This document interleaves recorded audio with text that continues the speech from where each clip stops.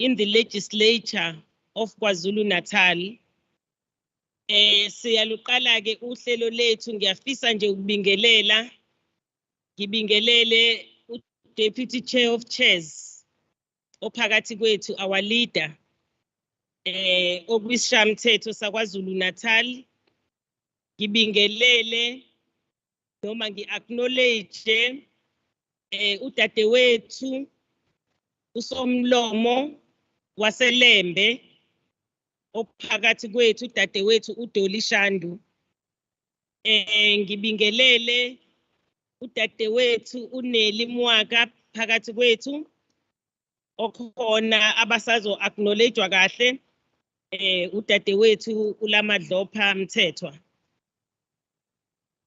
Ngiphinde ngi-acknowledge udadewethu oqhamuka kwi-Department of Women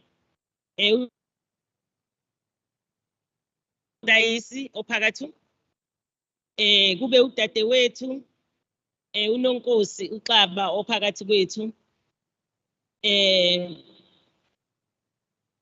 Sengigcina angamboni udadewethu noMasonto Mazibuko. Sefikile.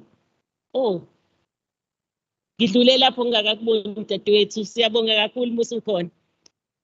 Nasemkhanya kude sasikanye sinenkosi kulesa sime sasikhona. Siyabonga kakhulu. Thank you so much. Ngifisa ukubingelela honorable councillors, honorable MPLs ekhona phakathi kwethu odadewethu abalana ngiyababona kulaba bazo introducer angazi basazobabiza ngamagama banisukumise nje ukuze nikwazi ukubonakala ukuthi nina enhosta lo mcimbi namhlanje. Ngiyanibona nikhona. Thank you so much ukuthi sinibone. Asikambonike udadewethu uMkhize. Sizocela simlinde ngeculo ukuthi phela iprotocol yasesontweni neyala ayifani. Eyasesontweni ithi nina nifike nicule bese yangena. Sizocela okwazi ukucula akasiculele kahle bese yangena khabazela kamavovu. Chair of Chairs ngiyazi ukuthi unezweli right. No speak. Nangu Nhlanhla le. Aliko igama elimnandi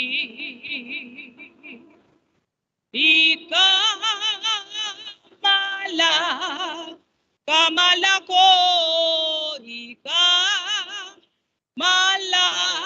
Alikikama Aliko Ika Alikikama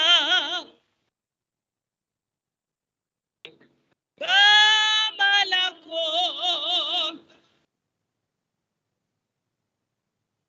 Kamalako.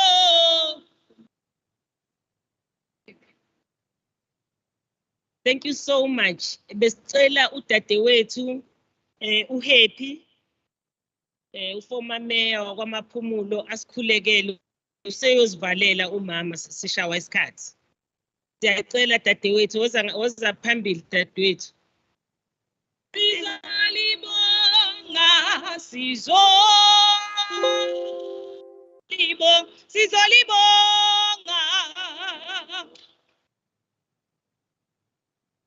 Sizolibonga sizolibonga elakho igama sizolibonga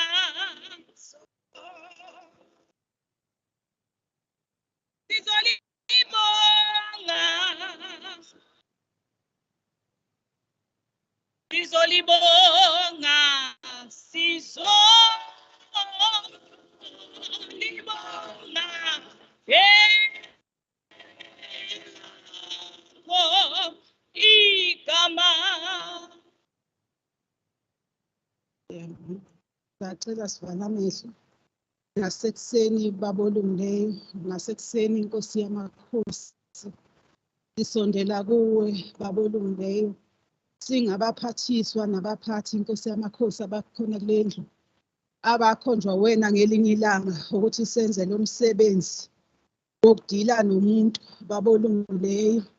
Nkosi yamakhosi siphe uthando, siphe isineke, siphe ukubambisana babolungileyo kukho konke esikwenzayo la esithunywe khona. Siyakhuleka ke uNkulunkulu omuhle naba abaphathi bakho. Nakho nathi sikhona ezama-deployees ama-parties akhona ongithunyiwe emkhandlwini eyahlukahlukene. Babolungileyo siphe indlebe, siphe Nkosi yamakhosi ukulalela okuhle, futhi lokhu esokhuluma babolungileyo kube okusihluphile ekuhlaleni nokuzosiza abantu abasele la esiqhamuka khona ngabanye. Siyazi-ke babolungileyo ukuthi kulesikhathi samanje siyahlaselwa ngey'ndlela ezahlukahlukene, kodwa singomama kuyadinga ukuthi siqine, kuyadinga ukuthi sibe omama abaqotho, abafokasile, abenza ngomyalelo kaNkulunkulu kukho konke.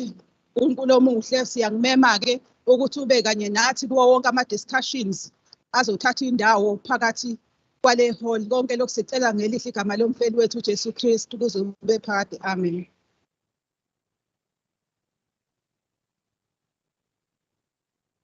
Siyabonga dadewethu. Mashiya ngazi kuthiwa azoshumayela. Mashiya mahle ingathi azoshumayela. Siyabonga kakhulu dadewethu ukuthi usenyusele kumdali. Ngiyafisa ukuphinda ngisho igama lami, nginguceliwe Madlopha, usihlalo we-Multiparty Women's Caucus. Ngifuna nje uku-acknowledge i-staff sase-Legislature sonke, abaphathi ne-staff nje sonke okuyibona basihlelele ukuthi sikwazi ukuba lapha. We want to acknowledge the staff of the Legislature, the councillors, the members of the Legislature, the media, and everyone present here today. We are here today gathered having the panel discussion around the gender responsive planning, budgeting, monitoring, evaluation, and auditing. So this is a framework. This framework was adopted by the Cabinet on the 27th of May, 2019, which empowers us as women that when we are dealing with the issue of budget in different spheres of government, we take into account the needs of women and see whether the budget that we approve or whether we become part of approving does address the challenges that we are having as women. Today, we have invited all the relevant stakeholders, the people that are knowledgeable on how this particular framework is going to assist us, in particular as women, to try and integrate issues affecting women, children, and everybody. Hence, the theme for today, we are saying a budget that works for everyone. Sifuna i-budget ezosebenzela wonke umuntu, not only the budget that will exclude the majority of the people of our country, because we know that the women are the majority.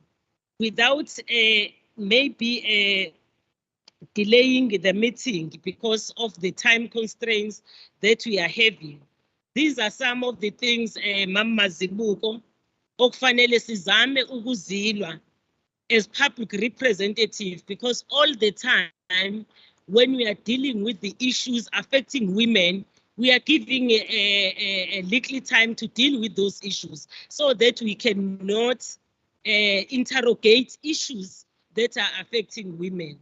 So all the time we are giving a slot that is very short to deal with the issues affecting women. We will appeal because the rules of the legislature are saying our role is to lobby, influence, and also it's a body that is supposed to look at the interests and the concerns of women. So when we look at the interest and concerns of women, according to our rules, we are supposed really to have enough time, because the issue of women is not only the women issue, it's a societal one, where all of us, we need to contribute and work together and join hands. That's why we have invited knowledgeable colleagues or the panelists that are going to do the presentation in here today, and also the councillors, because the issue of the budget is not supposed to be look at it on the day of when the budget is presented. You have to look it from the beginning, when the planning started. When you approve the budget today, we know as people that are deployed in government, that the following day you start a new budget. You don't wait until it is the day that the budget is presented. So we want the panelists, the knowledgeable women of our country, to assist us to say, how do we tackle this framework that have been approved? Secondly, is it progressing? Because we have got the people from Treasury, they are the people that deal with budget. They must tell us, how do they enforce this framework so that it can be implemented going forward? Without further ado, colleagues, ladies and gentlemen, I want to call upon our district speaker, Honorable Dolly Shandu. My sister, over to you to welcome us in this place before we talk and talk and talk without the permission. Over to you, my sister.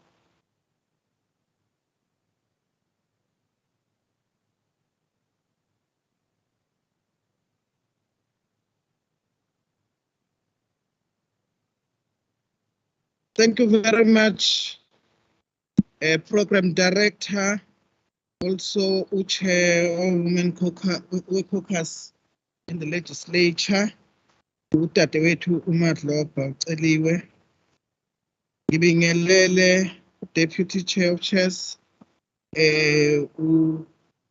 Mwaka Zungu, also who is deployed here as a member of Parliament.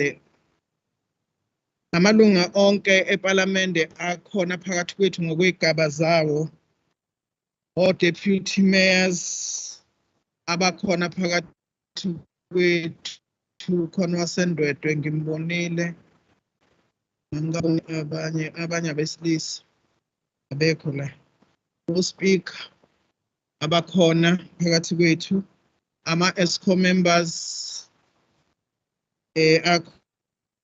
fellow councillors present here today, administration yase Legislature, the administration yase Ilembe, neyako Masipala abakhele Ilembe, angithathelele ithuba ngibingelele on behalf of Ilember District. Ngesikhathi ngifika la uMadlobha uyabuza uthi ilama khosikazi kuphela nakhona elembeni for ama-councillors, yes, maybe kufanele senze i-introspection to ourselves, because uma kuhanjwa kuyokhethwa, yithina esikhetha abantu besilisa ukuthi basilide. Uma ngizophakamisa uMama Dlamini, mina ngizoba isitha kwabanye, ngoba umuntu wesifazane bona bebefuna indoda. Uma isibaphethekele ndoda zonke izinto ziyadistracteka, and ima wena ukhona umuntu wesifazane kuba wena orana umasipala, kungasekho lokhu kukhethana kwabo. Ngifuna ukusho ukuthi cha isalele kithi Mama Dlopha, mhlazane sabona ukuthi sibaluleke kanjani, neqhaza lethu libaluleke kanjani, yingaleso sikhathi la siyobona khona ukuthi kufanele thina sisupportane, sithandane, kungathi noma ukuyi-political structure sekudeploywa, noma kufanele ukuthi kususwe wena uqale ngumuntu wesifazane ukufanele umrecall. Izinto ezikhona engazi ukuthi thina abantu besifazane zizosuka kanjani kithi, ngoba asikwazi thina ukufukulana sithathane siye phezulu. Instead uma ubona iweakness yami kufanele ukuthi iweakness yami wena uyisebenzise to destroy mina. Instead yokuthi mina leyo weakness yami ungilungise kuyo, because when we ayibona nendlela ngayo mhlasimbe ingabakha abanye abantu besifazane. Ifuna ukubonga ke le program ukuthi ize la Ilembe ngesikhathi umama Mthethwa sihlela naye ngasho ngathi iyafunakala kakhulu, because some of amakhansela akhona masha mama Mthethwa. Uma emasha kufanele nakhona sikhuthaze lento yokuthi abantu bajwayelane nento yokufunda babuke, ngoba thina kwa-health sibonga kakhulu ke le program. Nanokuthi ke if sesikumasipala, yes, we are deployed by our political parties, kodwa khona ezinye izinto nje nawe umuntu wesifazane oyibonayo ukuthi umkhandlu ngeke uphile ngaphandle kwazo, kodwa ngoba lapha umkhandla uphethwe uwe uyaphikisa nje konke nje, kuyaphika nje konke, nawe awusazazi ukuthi uphikisani. But uma sesisemkhandlweni sisuke sesiumkhandlu, not ukuthi kusuke sengama-political, as much as sinawo ama-mandates esuke siwanikiwe, but ubuke ukuthi kuyi-budget esinayo ikhona into ekhuluma ngabantu besifazane. Uma use-ofisini unike i-Women's Caucus, uzoyirana ngani i-gender noma i-genderizer? Kodwa akhona ama-programs ngo kufanele uye kubantu besifazane. Zonke lezo zinto kufanele uyibuke ukuthi zikhona yini.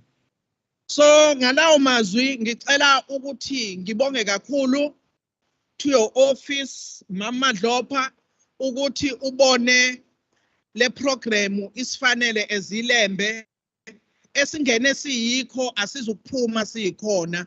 Ngalawo mazwi namukelile Ilembeni umkhandlu lo omkhulu ophethe inkosi uShaka, idlinza lika Shaka likhona la Ilembeni, unothe kakhulu lo mkhandlu. Singajabula nje ukuthi lama programs angamadeneza nje asinankinga, sivulile izandla. Ngelinye ilanga ikhonjwe kwamaphumulo, ngelinye ilanga ikhonjwe endwedo, ngelinye ilanga yekwaDukuza, ngoba Ilembe lakhelwe ile mkhandlu yonke. On behalf of Ilembe siyanemukela, sicabanga ukuthi kuzoqhubeka kahle le program ihambe ngendlela. Siyabonga kakhulu mphathohle.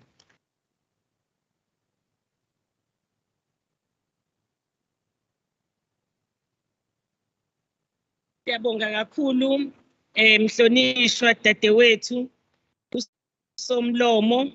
Sicela simuphe izandla ezinkulu esesemukele ngaphakathi. Siyabonga kakhulu, siyabona ukuthi abanye izandla ngazuthi ziyagodola noma zinamapoto. Ake simuphe ihlombe elikhulu uSomlomo. Siyabonga kakhulu ke dadewethu. Kufanele ukuthi sibambane sizokhuthaza la ukuthi as women kubalekile ukuthi sisupportane, we must give support to each other.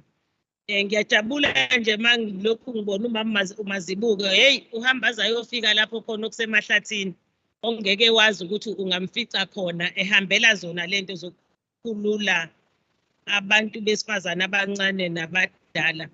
Ngiyafisa ke la ukuthi ngethule abahlonishwa ukuze udadewethu angene kuma-panellists. Sinomhlonishwa uZungu ongu-Deputy COC, u-Deputy Chair of Chairs. Cela noma engaphakamanga ngoba bazomethula kahle naye ngale. Bese siba nodadewethu umntwana waseNdlunkulu, umntwana uPhibuthelezi. Mntwana kade ngena nje manje. Sibe nomntwana, oh no, ngeke umpayipheli abe umntwana. Sino honorable Mpayipheli okhona la phakathi kwethu. Simshayela izandla. Sino honorable Herrix ophakathi kwethu. Sino Honorable Kumete. Sino Honorable Tembe. Sino Honorable Mchali.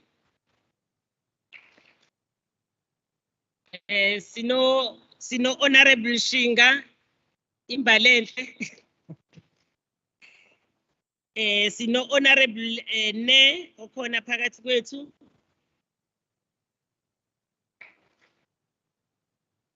Sino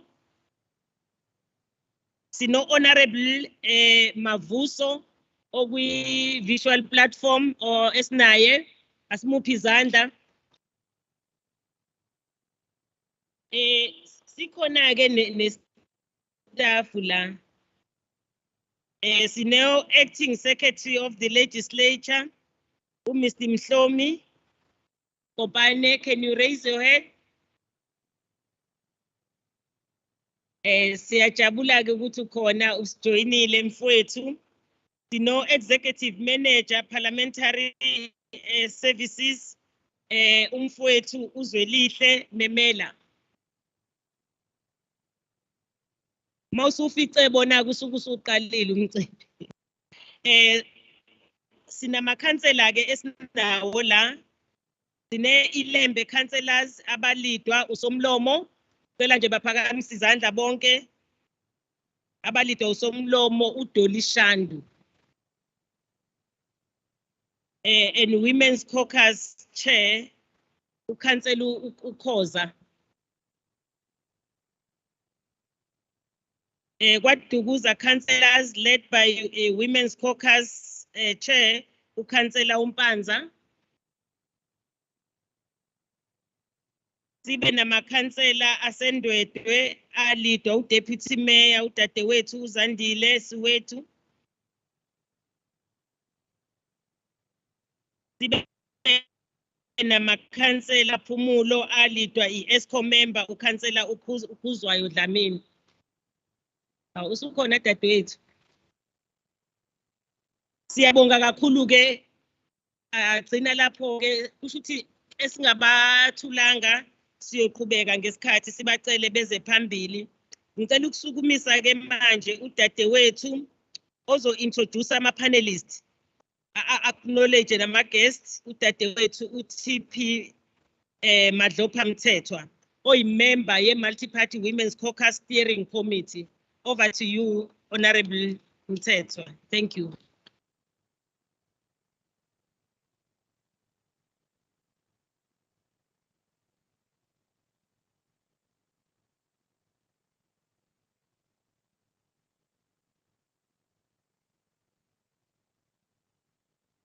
Angithokoze kumphathi wohlelo.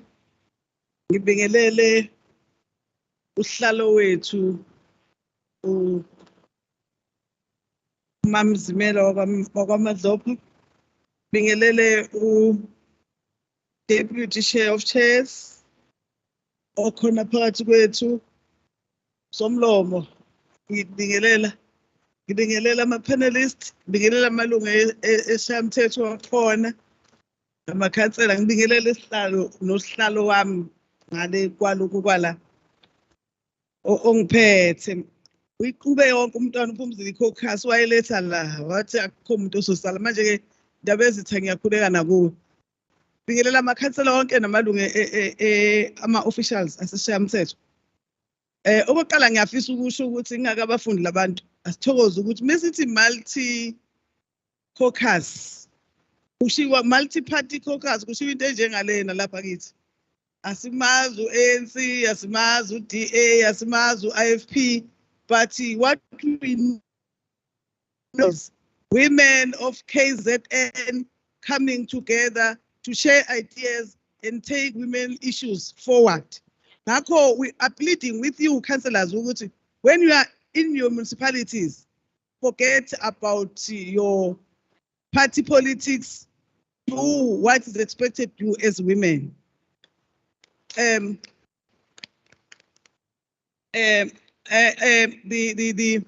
committee indicated best people that they think they can take us forward. Ngakho ohleze cabanga ukuthi kuzodlalwa siyamdabukela. Kodwa laba bala bazophuma bebona ukuthi bekufanele ababizwe laba. I will start with number 1, kuzo number 2, number 3. Unfortunately, sizokhuluma ngabo, then nina ngizobala ukuthi number 1 lawyer uye lo kade ekhuluma ngaye, number 2 and then number 3.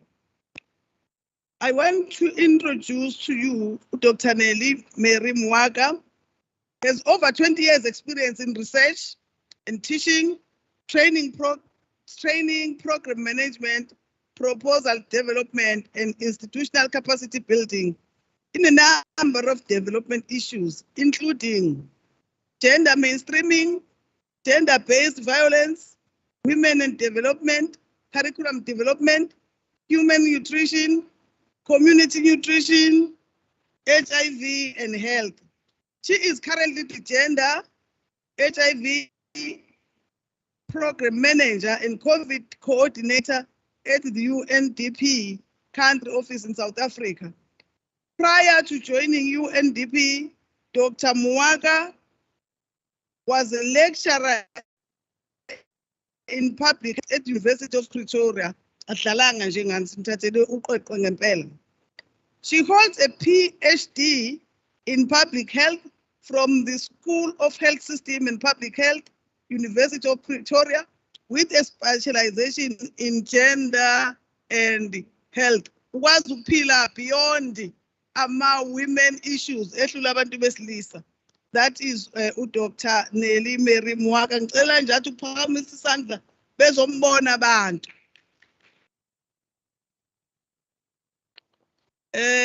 Akhona ke njalo ukuthi nathi legislature sinabo abantu. Ngiswa yini? Nathi sibophele.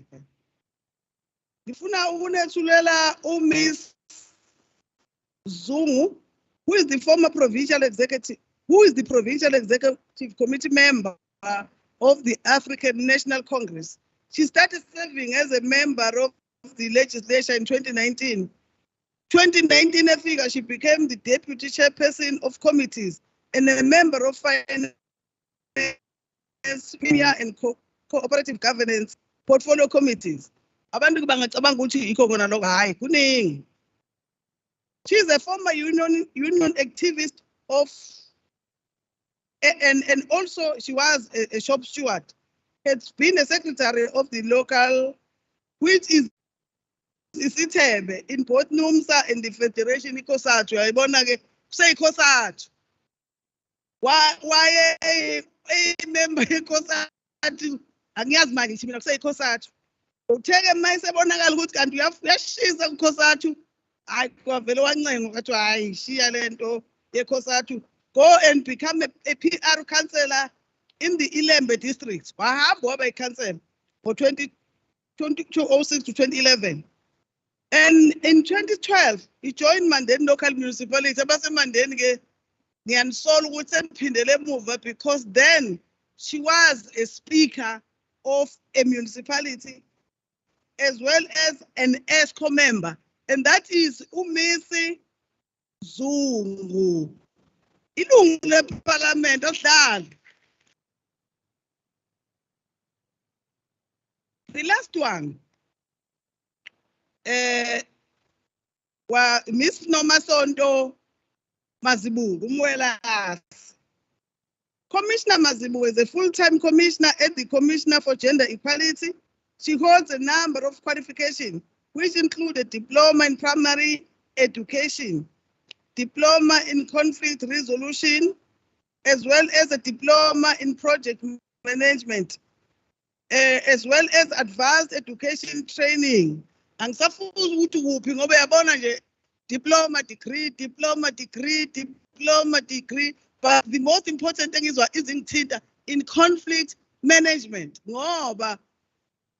Whatever you do, there is a conflict, but she can easily solve your conflict. As an educator, she has worked for the Department of Education for a period that spread over 3 decades. She developed her life to fiercely advocating to persons with albinism in South Africa and throughout the African continent. Inspired by the spirit of Africanism, she founded the Albinism Society of South Africa and the Pan-African Albinism Alliance. Gabona, we are able to accommodate everybody here. Her leadership experience varies from national to regional education, social development program, to other leadership responsibility in the public and civil society sector-based programs and practice, and the focus on women, men, young women, girls, and boys. And that is Unomasondo, a proud South African. Just raise your hand. Thank you.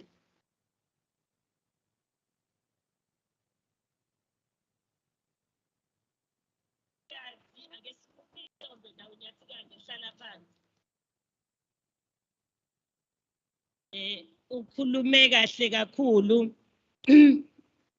encouraging all of us ukuthi we must not be party political, but we must be women of the province of KwaZulu-Natal, looking at the interests and concerns of women and the society at large. Sengicela ke manje ukuphakamisa udadewethu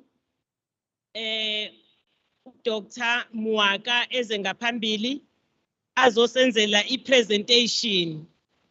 Siyacela ke bodadewethu amakhansela nama MPLs, the time enza i-presentation silalele ngoba sizoba khona isikhathi sokuthi sibuze imibuzo ezos-empowerisha ukuthi going forward hleze senza kanjani ngokubambisana ukwenza sure ukuthi izinto ezi-affect abantu besifazane ziyangena kuma-budget kuwo wonke ama-spheres of government. Over to you, Doc.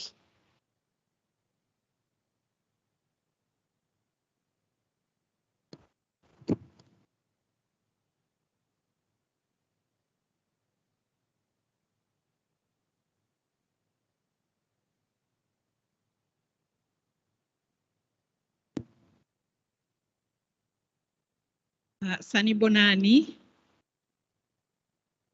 Chairperson, and I would like to say all protocol observed.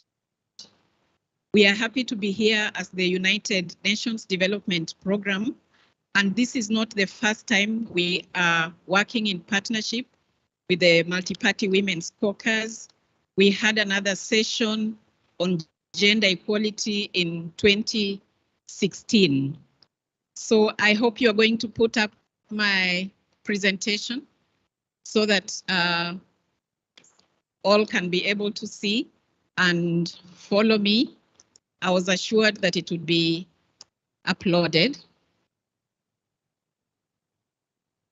But while they are doing that, I'm going to talk about the importance of gender responsive budgeting in relation to advancing Agenda 2063. And as we all know, Agenda 2063 is all about the sustainable development goals. So that is what I'm going to focus on. No, that is not the one. Okay, while they are looking for it, I just want to say, and I know, and I hope that everybody knows about the Sustainable Development Goals. There are 17 of them, and they are very important to help each country and the world as a whole to achieve sustainable development.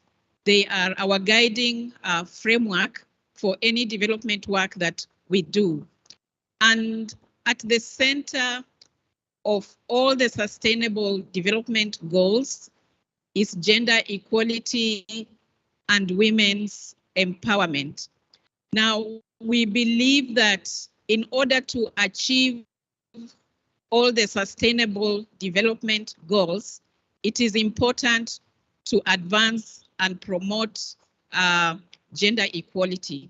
And so we see gender equality as an enabler, as an accelerator, and also as a multiplier for sustainable development. So our argument is that without advancing gender equality, it is not possible to go on with overall development. I really wanted the people to follow me and to see what we are talking about, but it looks like there is a problem. So when we talk about gender equality and the sustainable development goals, we have various targets under goal 5, which is gender equality. And some of these targets are to end discrimination against all women and girls. The other one is to eliminate violence against all women and girls, to eliminate all harmful practices, such as child marriage, to recognize and value unpaid care and domestic work, to ensure women's participation and leadership in decision making, and to ensure universal access to sexual and reproductive health and rights. So those are among the many targets that we have in order to achieve gender equality. And this is the slide that I would really have loved for everybody to see, because it shows the link between gender equality and the achievement of the other sustainable development goals. So for example, if we want to end all forms of discrimination against women and girls, this will contribute to the achievement of SDG 4, which is on quality education. It will also accelerate the achievement of goal 10, which is about inequalities. It will also accelerate the achievement of no poverty, which is goal 1. It will also lead to the achievement of goal 16, which is about peace, justice, and strong institutions. And if we want to eliminate, yes, okay, please go ahead. I'll tell you the one that I'm on now. Okay, go ahead. Next. Yes, this one. So this one shows how promoting gender equality, please go back. Yes. So this slide shows that if we want to end all forms of discrimination against women and girls, which is one of the gender targets, then it will help us to also achieve quality education, inequalities, poverty, peace, justice, and strong institutions. So at one time, it will be accelerating the implementation of those 1, 2, 3, 4, 5, 6 SDGs. Then on eliminating violence and harmful practices, if we do that as part of ensuring gender equality, it will help to accelerate and achieve SDG 1, SDG 8, SDG 9, SDG 16, and SDG 2. So this shows us how gender equality is accelerating the implementation and achievement of all these other SDGs.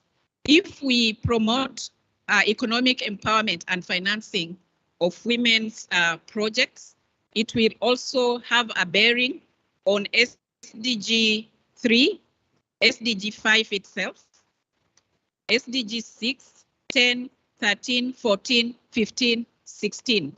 So in actual fact, this is the most important gender equality target, promoting economic empowerment and financing, because it leads to the acceleration of implementation of about 1, 2, 3, 4, 5, 6, 7, 8 SDGs. And if we want to ensure participation and leadership in decision making, which we are doing right now, then it will help us to accelerate the achievement of Goal 3, Goal 4, Goal 6, and Goal 8. And then finally, ensuring healthy lives. It will help us also to achieve Goal 3, Goal 4, Goal 6, Goal 18. So in a nutshell, advancing gender equality and women's empowerment is central, is key to the achievement of other SDGs. And so the link then between Agenda 2030 and gender responsive budgeting, which we are going to talk about today. Now, in order to advance gender equality and again, gender responsive budgeting, we need an integrated approach. And one of the tools of doing this is through gender responsive budgeting. And my colleague has already said what gender responsive budgeting is. It is an innovative public policy tool for assessing the impact of policies and budgets from a gender perspective and for ensuring that policies and their accompanied budgets do not perpetuate gender inequalities, but rather contribute to a more equal society for both women and men. So gender-based, gender-responsive budgeting then helps to close the gaps between policy and implementation, a problem that we have in this country. But then it also emphasizes on the left that the needs of everyone should be taken into account, and the government to serve as an intermediary between their policies and the needs of these people, and then integrate gender responsive budgeting in these policies. And we do have evidence that shows that if we don't address and fund gender equality projects, it becomes very costly to our country and to the world as a whole. We have one report, the Africa Human Development Report, which focused on gender equality. And this report came out in 2016. And it shows that gender inequality costs sub-Saharan Africa about $95 billion. And in 2014, it peaked at $105 billion. So this is the cost in Africa of not advancing gender equality.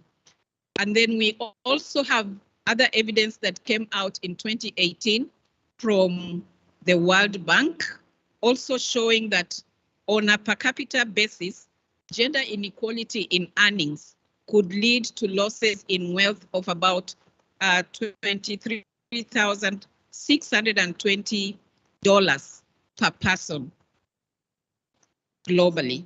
So if we leave women out of jobs, if we leave them out of self-employment, if we leave them out of agricultural production, if we leave them out of owning land, then the cost of this per person is about $23,000. So it is important to advance, promote gender equality, but also include the budgets for these projects. And I won't go through the whole World Bank evidence, but that is enough evidence to jolt us into action. Then we also have a KPMG study that was done in 2019, and this one was looking at the cost of gender-based violence in South Africa, and it showed that the economic impact of GBV in South Africa cost between 28.4 billion and 42 billion for the year 2012 to 2013. So it is very costly to allow gender-based violence to continue in the country.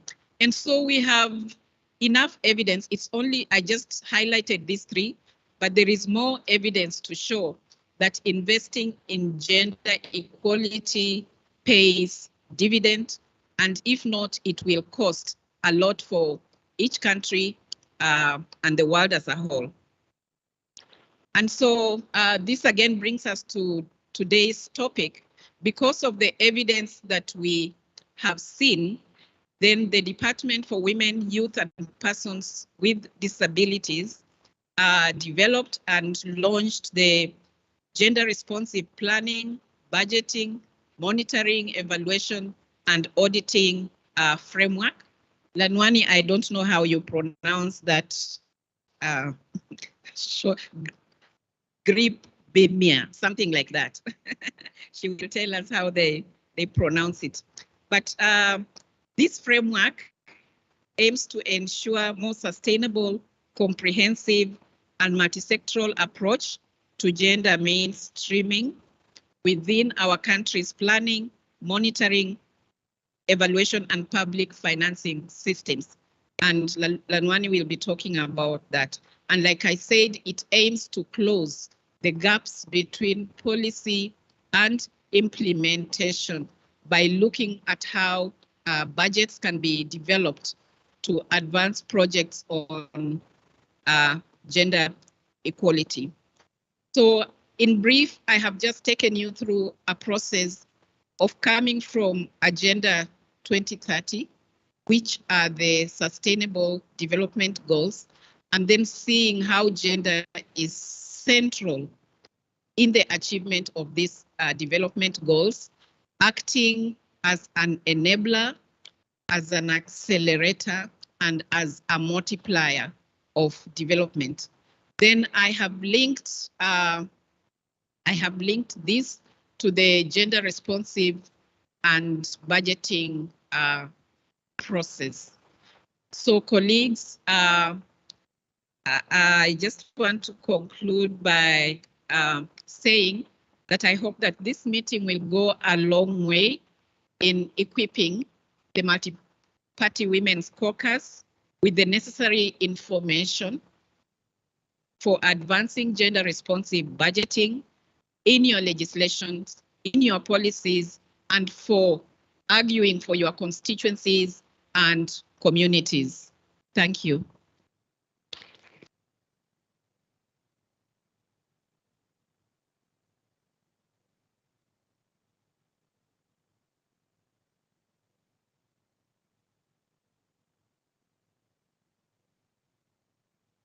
Can we give a big round of applause for Doc, the presentation that she has made,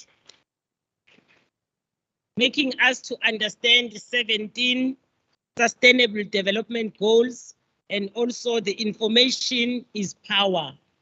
So I will move to the next presenter, the Deputy Chair of Chairs in the Legislature of KwaZulu-Natal, uDadewethu uMakhosazana Zungu, ukuba azosethulela ukuthi isishayamthetho sona senzani ngale framework, because it's not enough just to ask other people to say, do you implement it? Are we implementing it as a legislature of KwaZulu-Natal? Over to you, Deputy Chair of Chairs.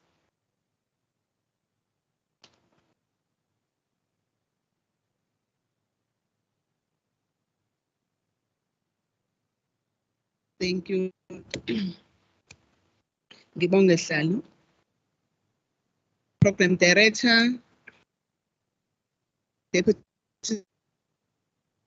Speaker of KZN Legislature, Honorable Artin Tim, Executive Council, and the members of Provincial Legislature, Speaker of Ilember District, Councillor Doleshandu, all local speakers, mayors, deputy mayors, and councillors present, panelists, senior and all government officials, our distinguished guests, ladies and gentlemen, I greet you, all those are here, and the ones that are connected virtually. At a global outlook context, we want to share that the National Development Plan 2030 acknowledges that the progress has been made in improving the lives of women. However, it also recognizes that discrimination and patriarchal attitudes still persist. An indication that concerted efforts to achieve gender equality are a necessity in creating a conducive environment where gender inequality can be redressed. The 2022 United Nations Progress Report on the achievement of Goal 5 of the Sustainable Development Goal 2030 paints a bleak picture. The report indicates that countries are not to realize gender equality by 2030. And this is further exacerbated by socio-economic fallout of the COVID-19 pandemic. To get on track, the report proposes that socio-economic recovery from the COVID-19 pandemic requires effective and gender-responsive public finance management systems. The data reported by 105 countries and areas for 2018 to 2021 indicates that 26% of countries globally have comprehensive systems in place to track and make public allocation for gender equality. And out of that, 59% have some features of a system in place, and 15% do not have minimum elements of these systems. It is therefore a mandate for women in authority to champion gender budgeting beyond the rhetoric. When you look at a South African context, the Department of Women, Youth and Persons with Disability in 2018 asserts that gender responsive planning, budgeting, monitoring, evaluation, and auditing is crucial in achieving the country's constitutional vision of a non-sexist society, as it is aimed for women and girls and more tangible gender impacts in South Africa. The gender budgeting initiatives are not a new concept in a democratic South Africa. They were started in early 1995 and have evolved over the years. The UN Women in 2012 report shows that the gender budgeting initiative continues in various forms, with Parliamentary Joint Monitoring Committee on an improve of quality of life and status of women playing a role, but later disappeared.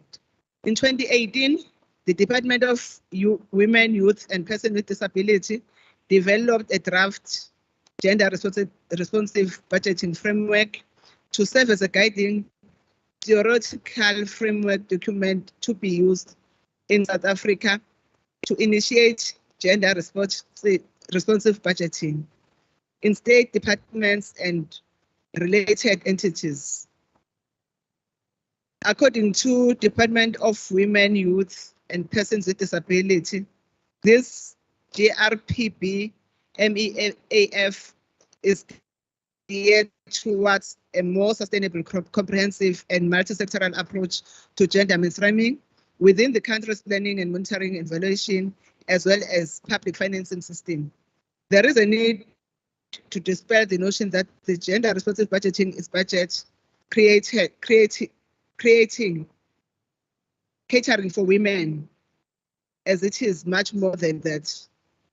Oxfam's 2018 report clearly stipulates that gender responsive budget is budget that works for everyone, women, men, girls, and boys, by ensuring gender equitable distribution of resources and by contributing equal opportunities for all.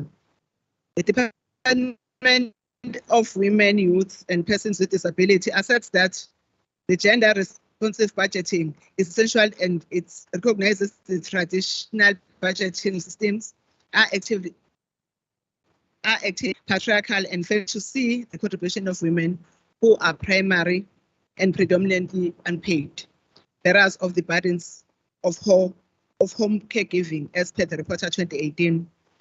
And in terms of our legislature, what we want to share is that there are advancements through the committees of monitoring, ensuring that gender planning and budgeting is there at all times. While the framework is currently not implemented fully in the KZN legislature, however, there are advancements that have been made by both the Standing Committee on Multiparty Women's Caucus and the Quality of Life Involving Women. They are as follows. I will just highlight a few. We have the Women's Parliament, where the KZN legislature holds sector parliament on a yearly basis, catering for the needs of different sectors or groupings in a society. In the Women's Parliament, that's where one of the most active sectors of parliament taking place in the month of August. Format for the sector parliament is such that on the first day, the executive does presentation on the progress made on implementation of resolutions of the previous years. In addition to this, the sector benefits from the presentation made by the departments and other organizations suggested by the sectors on issues pertinent to them. The public is also given an opportunity to engage the reports or raise new issues. The process leads to commissions which are formed in line with the cabinet clusters. By cabinet clusters, uzoba nama clusters like your governance cluster, economic and social cluster, safety, abakanjani. The issues raised during the reports and presentation find expression during the commission, where all departments participate as resource people. The second day is characterized by debate, dialogue, or mock parliament, and adoption of resolution by delegates. The sector parliament affords citizens, and in particular women, to scrutinize government plans and assess if they are catering for the needs of women, and how are those programs budgeted for. The same applies to the argument of quotas or ratios when it comes to employment of women in every department. Decisions that are reached or agreed upon, which are referred to as resolutions, get referred to the House and later to applicable committees of the legislature for oversight purposes. Committees, as they play oversight, they track those progress on implementation and report back through the committee of chairpersons. Notably, there has not been much detail in the budgeting presentation. Rather, the focus is on programs for women. This is an area that sector parliament and specifically committees would need to focus on in order to receive a realistic picture on gender responsive budgets. Then there is another 1 year, 15 days of activism campaign debate, which is held yearly. When the 16 days of activism campaign commences, the Quality of Life Committee officially tables a report marking the beginning of the campaign and lead the debate in the House. In this debate, it champions the challenges faced by women in the society, but also look at what could be done to arrest those challenges. In the report, the chairperson highlights the committee programs that have been undertaken and those planned towards raising awareness against women and children abuse. Amongst other programs, the committee will in some instances focus on campaign at raising funds for the non-governmental organization that provide, not limited to, the following that I will highlight: invaluable support to the victims and survivors of violence, discourse about the financial situation impacting or convincing poor women to stay in abusive relationships, and enhance and increase partnership with government, the private sector, civil society, faith-based organization, and the media to spread the message. The third one is a stakeholder and community engagement, where committees hold dialogue to educate women in their human rights and available economic opportunities aimed at alleviating poverty and economic emancipation of women. The government department representatives deliver the presentation about programs they offer, specifically catering for women and their budget, and indicate how best this had dialogues with women farm workers in Madlangeni, Nasedume. We've held the dialogues to raise awareness against gender-based violence in the rural areas of Umsinga, and the issue of Uchwala was dealt with at Ukahlamba. Government officials, stakeholders, and Chapter 9 and 10 institutions and other bodies form part normally of those engagement or dialogue that we normally have. In this deliberation, the invited stakeholders of bodies indicate programs and budgets that are allocated to work of women. At an individual level, the committee attends to cases reported by members of public when they are not receiving joy from government departments.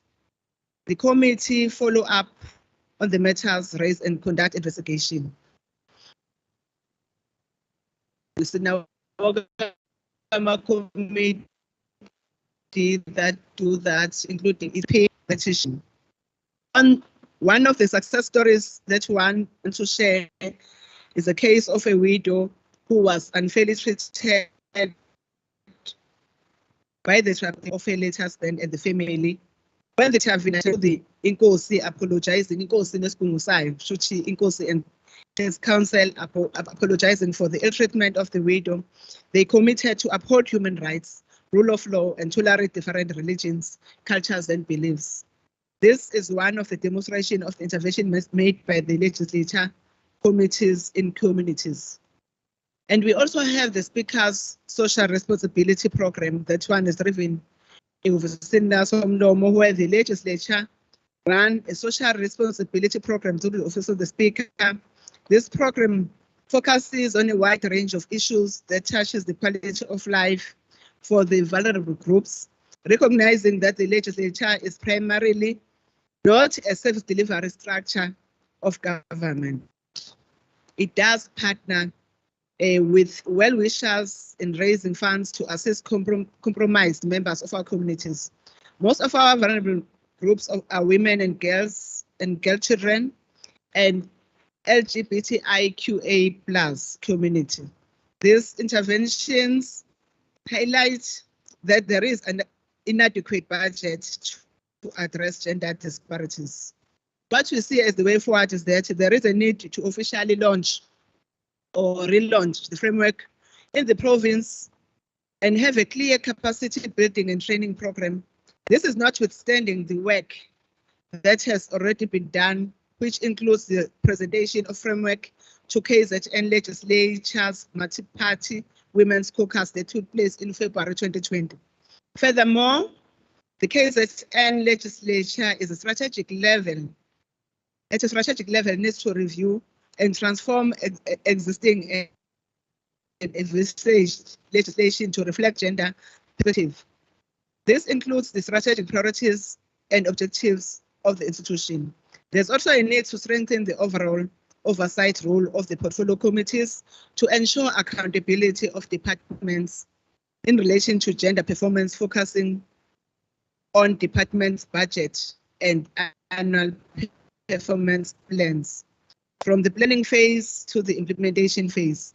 This can be done through Women's Caucus, sponsoring questions that are looking at budget through a gender-focused lens. This takes into account the fact that members of Women Caucus sit in all committees of the legislature, and they are therefore in a position to influence and advocate for the budgets as well as programs in the government to be gender biased. The oversight model calls on legislature through both the committee and the House to pay a particular attention to the plans that the government put in place in order to deliver on electoral promises.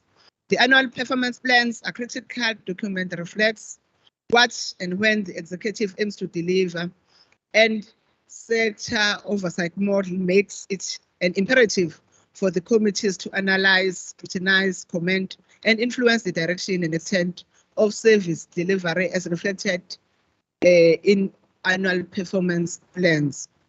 In pursuit of the foregoing, committees make use of the planning phase to influence the plans and budgeting by the executive through consideration and making observation and the resolutions regarding the manner in which the budget is crafted. This involves focus of the priorities, and those priorities are largely informed by the NDP and other international instruments, amongst which are transversal matters like the budget.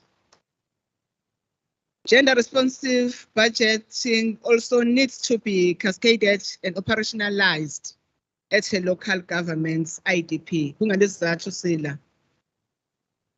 and should reflect ukuthi iyahambisana ngendlela eyenziwa ngayo ngokwe-province kanjani ngokwe-national.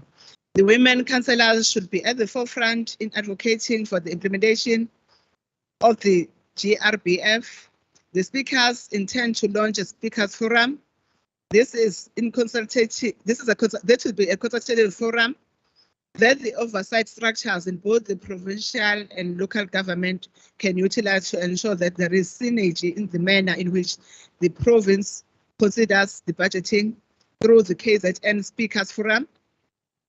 This is one critical area that will be part of the ongoing engagement, as it realizes that local government is at a cold phase of service delivery, and as such must take into account the statistics that reflects the females as a majority.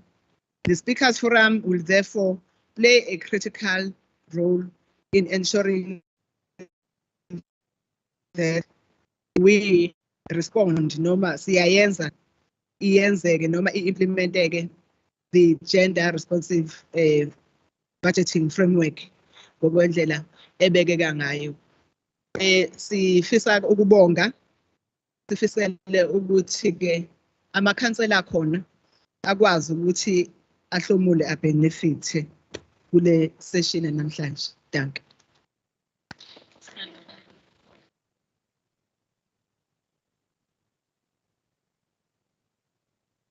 Siyabonga kakhulu to the Honorable Deputy Chair of Chairs for the presentation that she has put forward to make us aware what is the Legislature of KwaZulu-Natal doing. I forgot when I started to make an apology for the Honorable Speaker of KwaZulu-Natal Legislature. She's out of the country. That's why she's not part of us. She likes this program, but unfortunately she's not around. She's out of the country.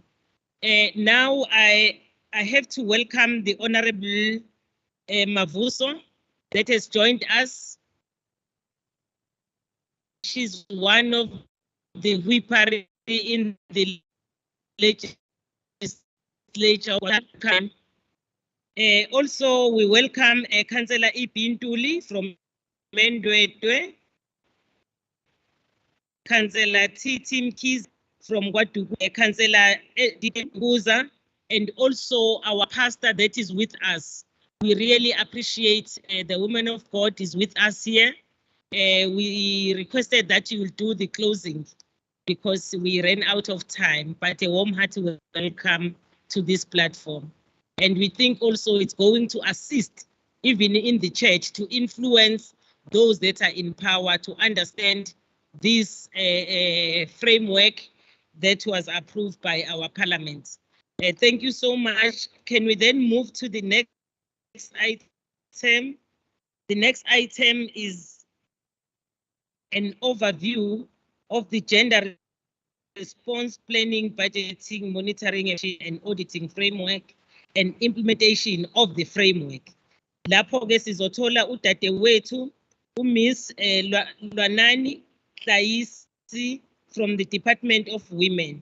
Yena uzositshela ukuthi imi kanjani iya implementeka noma ayimplementeki. How far, because that is their jurisdiction to see to it that it's being implemented. Over to you, Dadewethu. Thanks.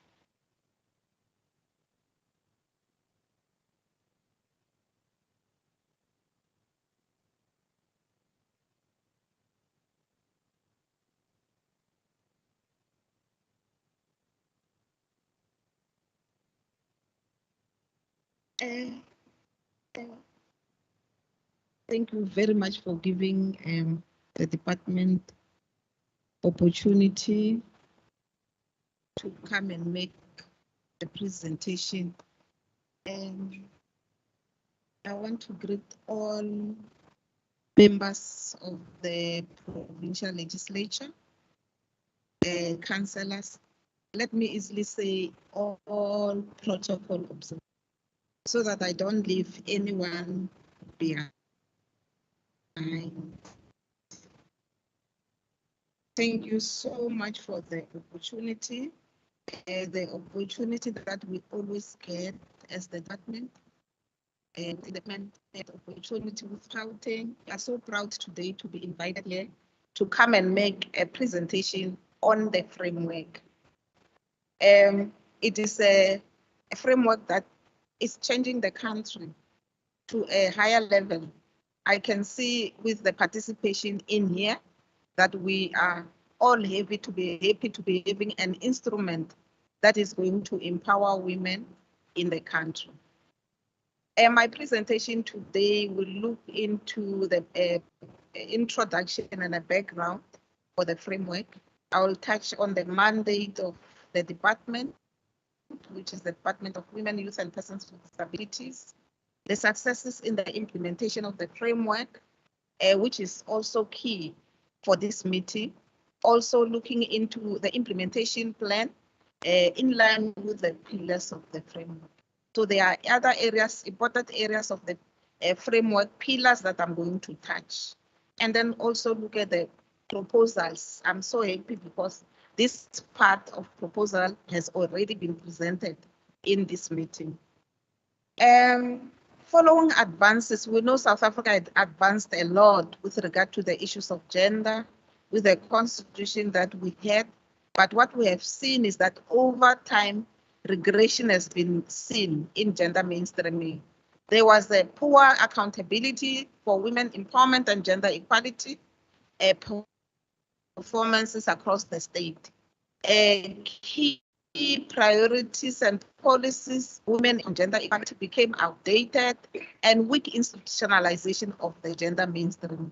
There was also lack of coherence in gender responsive policy research, planning, budgeting, monitoring, evaluation, and so on. There was no coherence in that manner.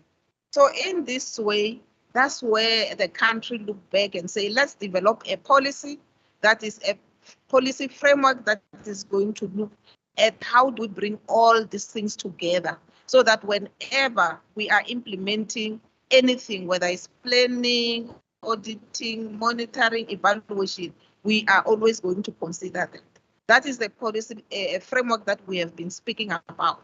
It's a gender responsive planning, budgeting, monitoring, evaluation, and auditing framework. Long as it is giving meaning to whatever is being implemented in a responsive way. It has already been mentioned that that was approved by Cabinet in 2019.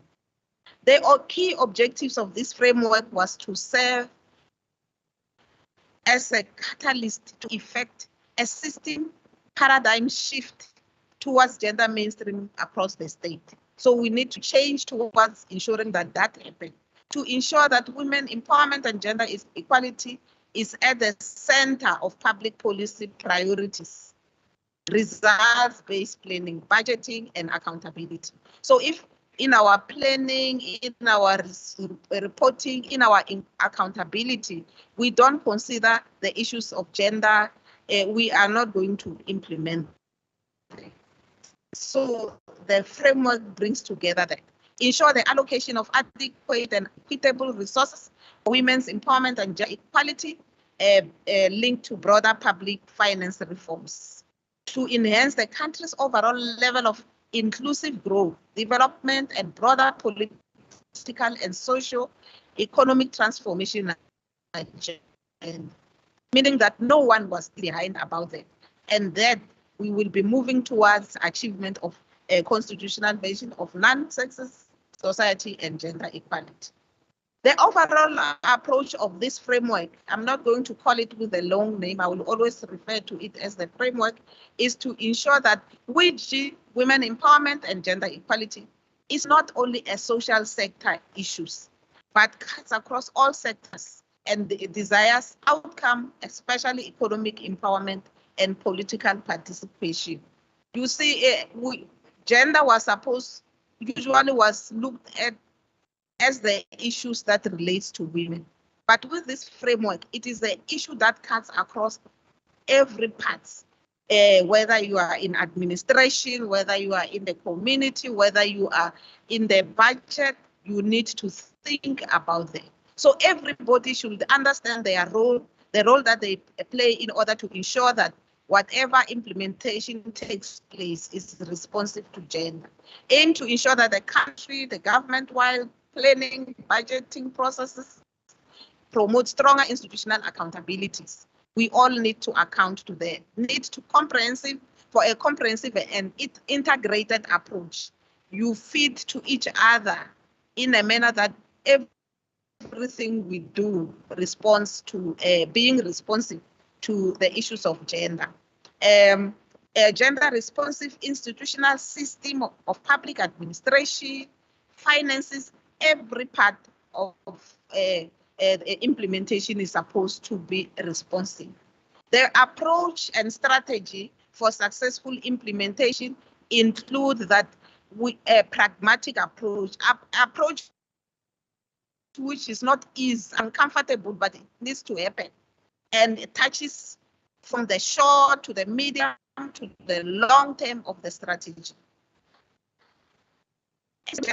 Every existing national planning, monitoring, and the evaluation system, and ensuring that there are indicators that we need to link with the needs of the country and international needs. I'm sure you have heard Dr. Mwaka also in bringing in the issue of sustainable development goals.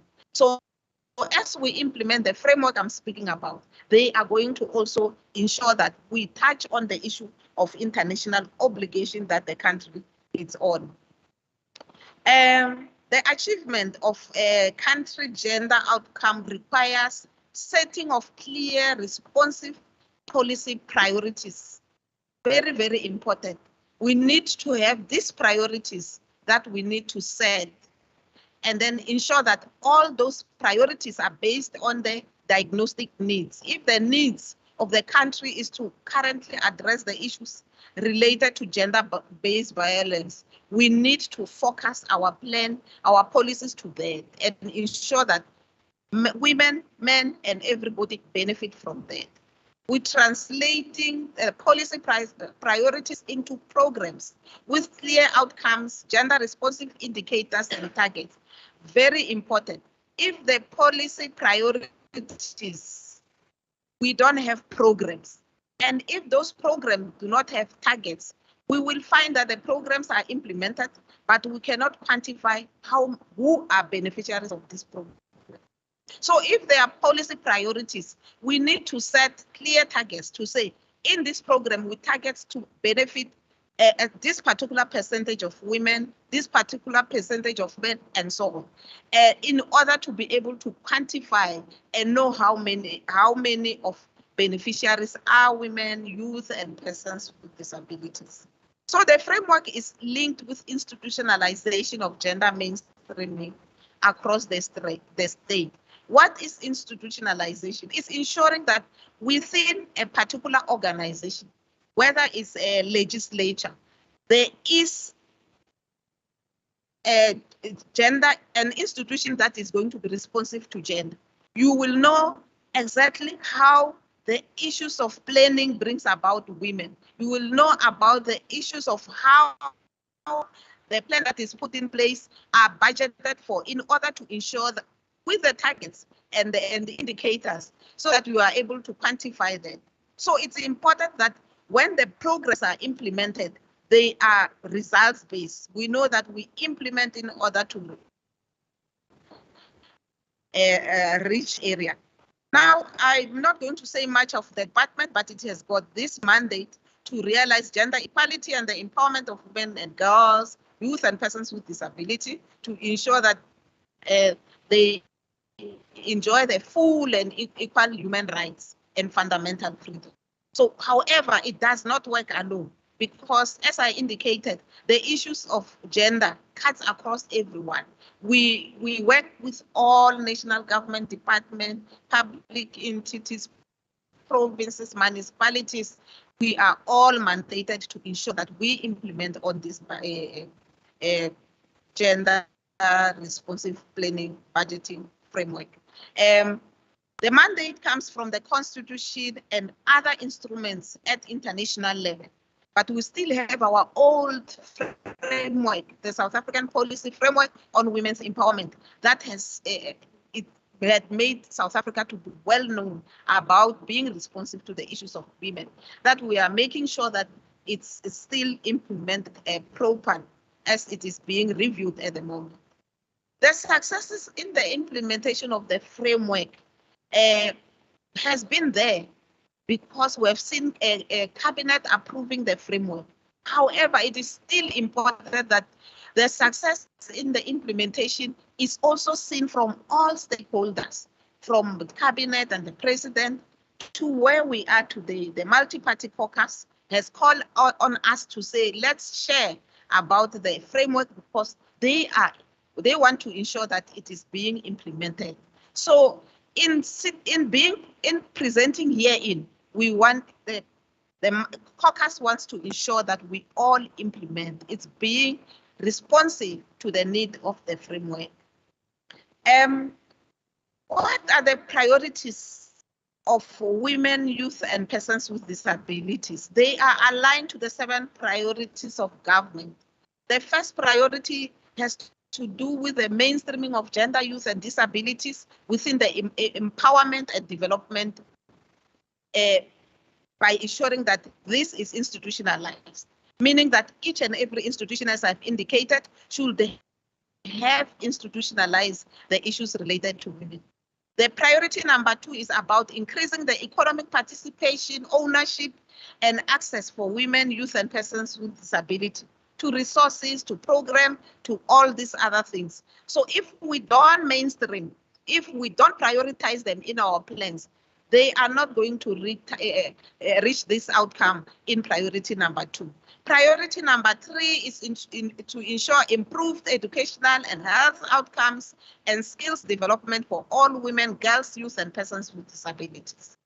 Priority number 4 is about the increased access to development opportunities for children, youth, parents, guardians, including access to menstrual health and hygiene for all women and girls. Priority number 5 include equitable access to land reform, human housing, safe living environment, universal access and design, and safe, affordable transportation and ICT services.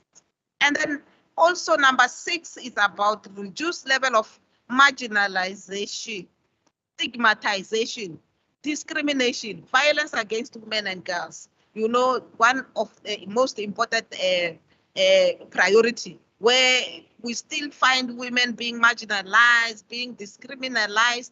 So this framework that I'm speaking about is ensuring that women are not discriminated against any access. And then the last one, priority number 7, gender equality, youth and persons with disability agenda strengthened within multilateral institutions. As I've indicated, what we implement is what is required also at the international sphere. The coordination role and monitoring role on the implementation of the framework in line with the pillars by the department. So the department coordinates the implementation of the framework through support to government and related stakeholders. Like we are invited here, we feel honored because we need to speak about the framework, talk about how it's implemented so that all is implemented. We also build capacity through workshops where we also share the best practices. We have been working with the whole province, in fact, in ensuring that we capacitate them on the framework. So many times that we have been in the province presenting the framework, and I'm proud to say that we are so comfortable to say that the province can run on its own on doing such work as we are doing today. Monitoring through the tools that are circulated and responded to by government. The tools are the best instruments that we have developed as the department that help departments, help institutions to look at how far are they with the implementation of the framework. It is the instruments that we use for them to self-assess themselves on the issues related to institutionalization of the framework. It also they are able to even look at themselves with the plan that they have put in place. That is the annual performance plan, the IDPs, and so on. They could be able to self-assess themselves and say that this plan that we have put in ourselves is responsive to the needs for women, youth, and persons with disabilities.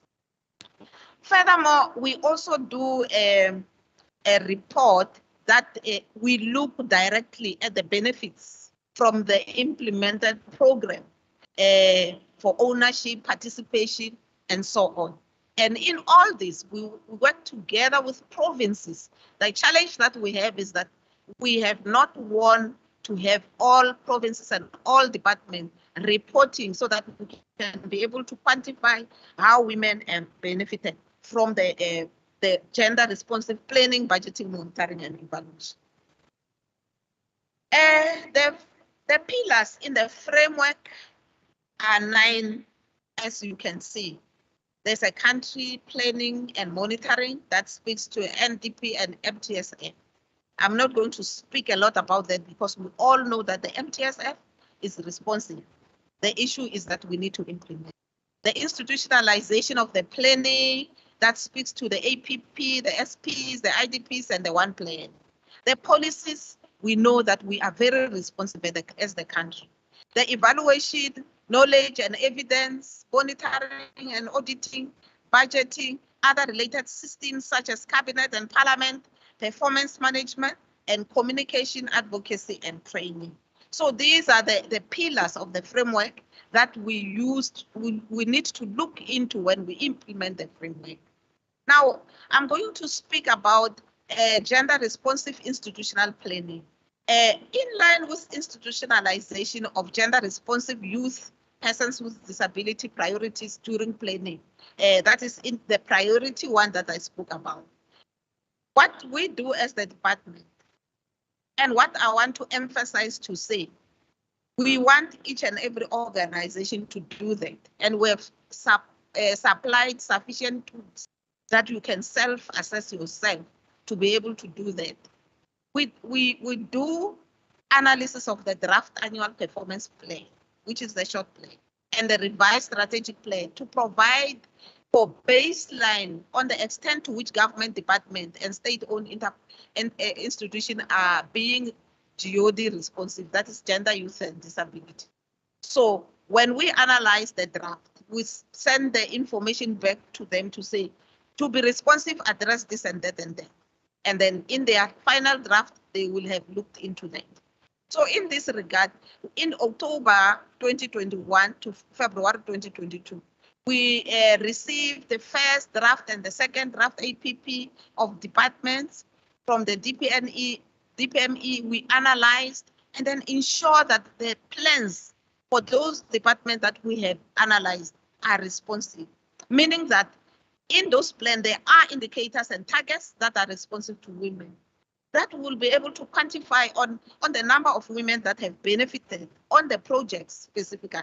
So during January, the department held feedback meetings. We speak to them to the extent where they start to understand and be able to be responsive.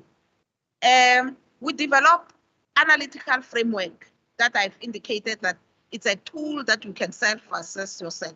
And then you use it when you do the planning, and you use it when the planning is done in order to be able to know whether you are responsive or not.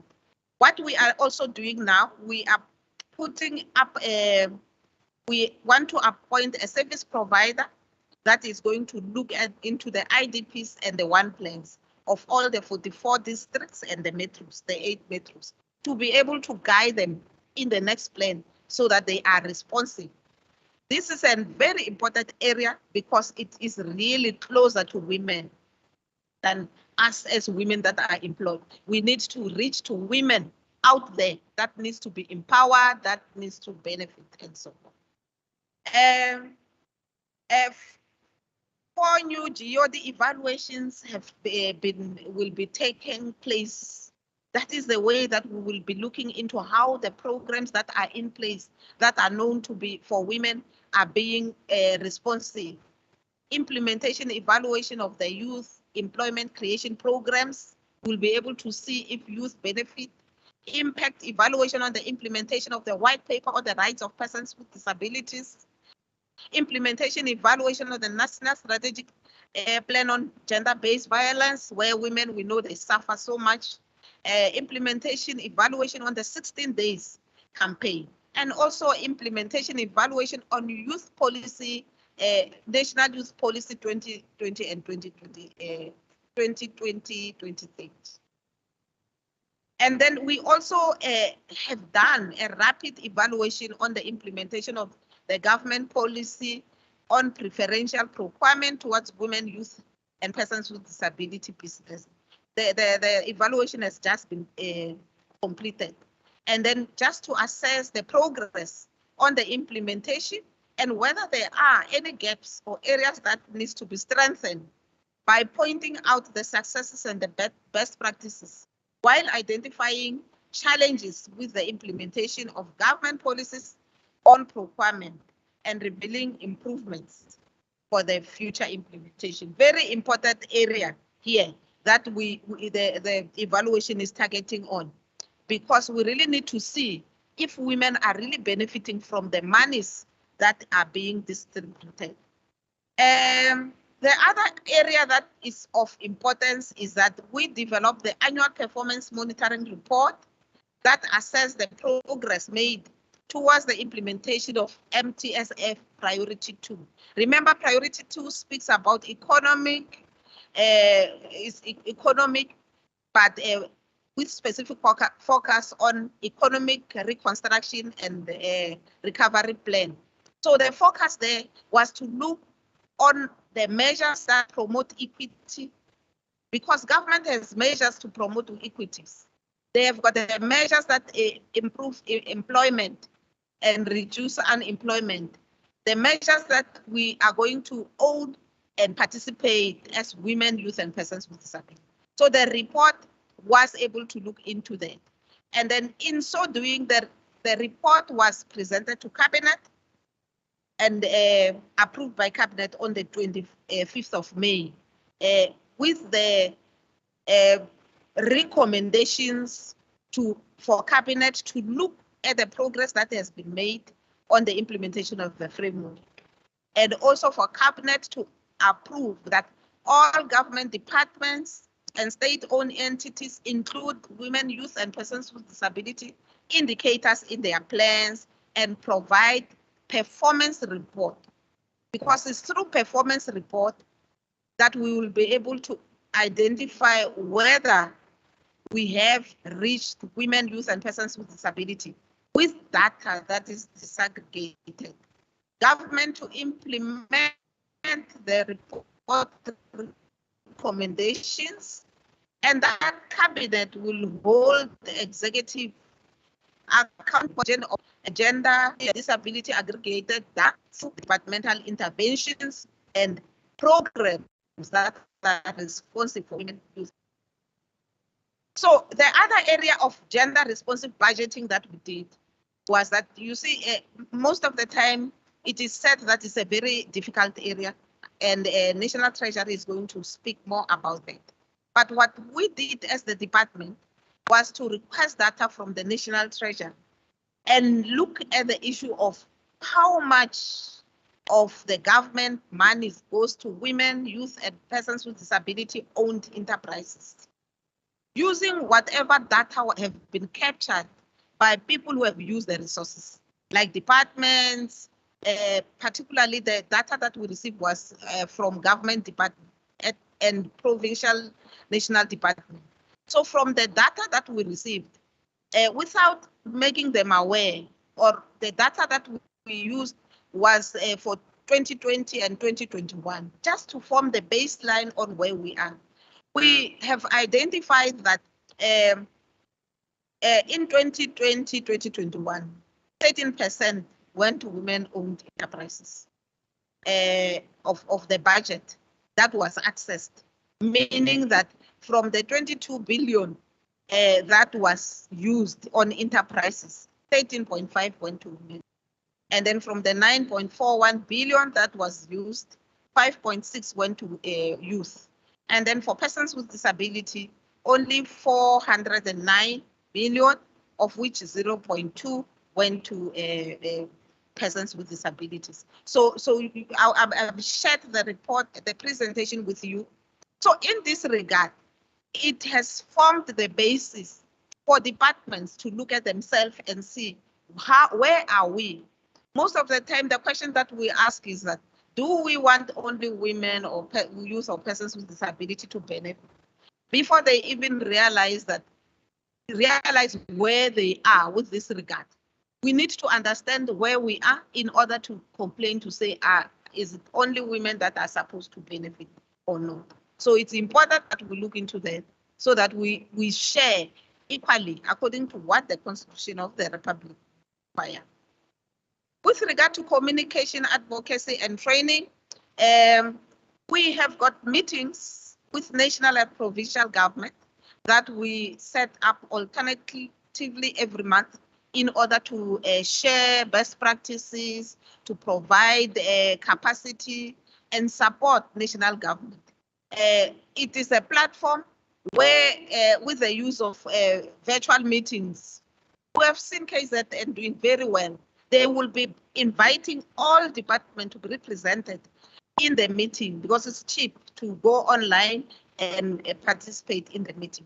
And we have realized that they are now starting to understand whether you are a strategic manager, they understand on how to have their plan responsive to women, youth, and persons with disability.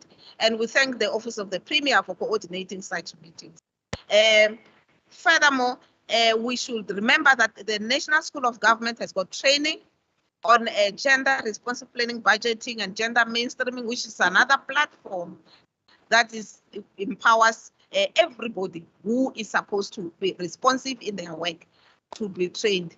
We have known that KZN has presented a number of officials to be trained, even during the COVID, with the online training that was conducted by School of Government.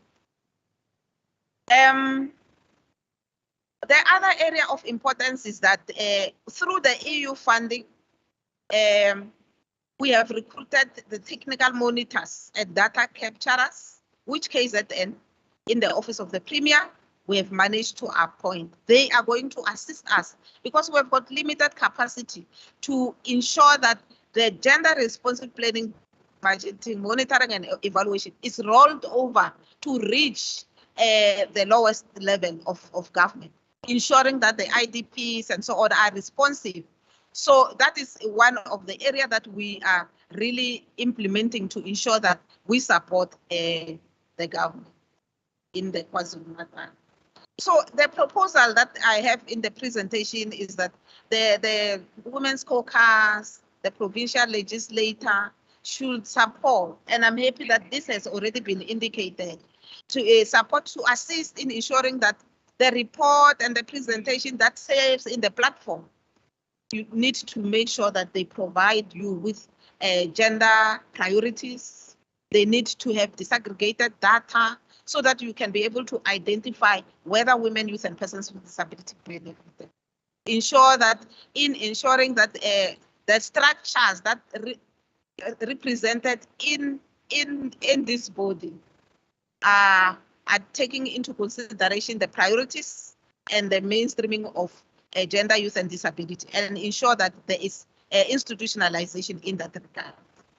The Department of Women, Youth, and Persons with Disability may be invited to come and make a presentation, if you wish, on the tools that we are talking about, the reports that I'm talking about, and then also on the evaluation report that I have said that we have released. because we have learned that talking about this issue in the way in which we understand the issue of mainstreaming, we will understand that mainstreaming cuts across everyone, whether you are in any other position. It is not about only being responsible for Women's Month. It's about the boardroom where the budget is being drawn to make sure that those lives are budgeted for and women, youth, and persons with disability are benefiting. I really thank you so much for inviting us and to present on the framework. I thank you.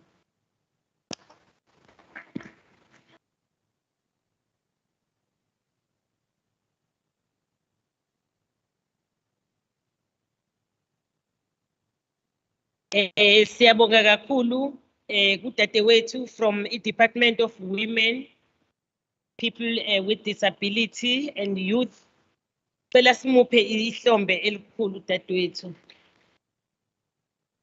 Ngilokhu ngihleli la eduze kwaSomlomo.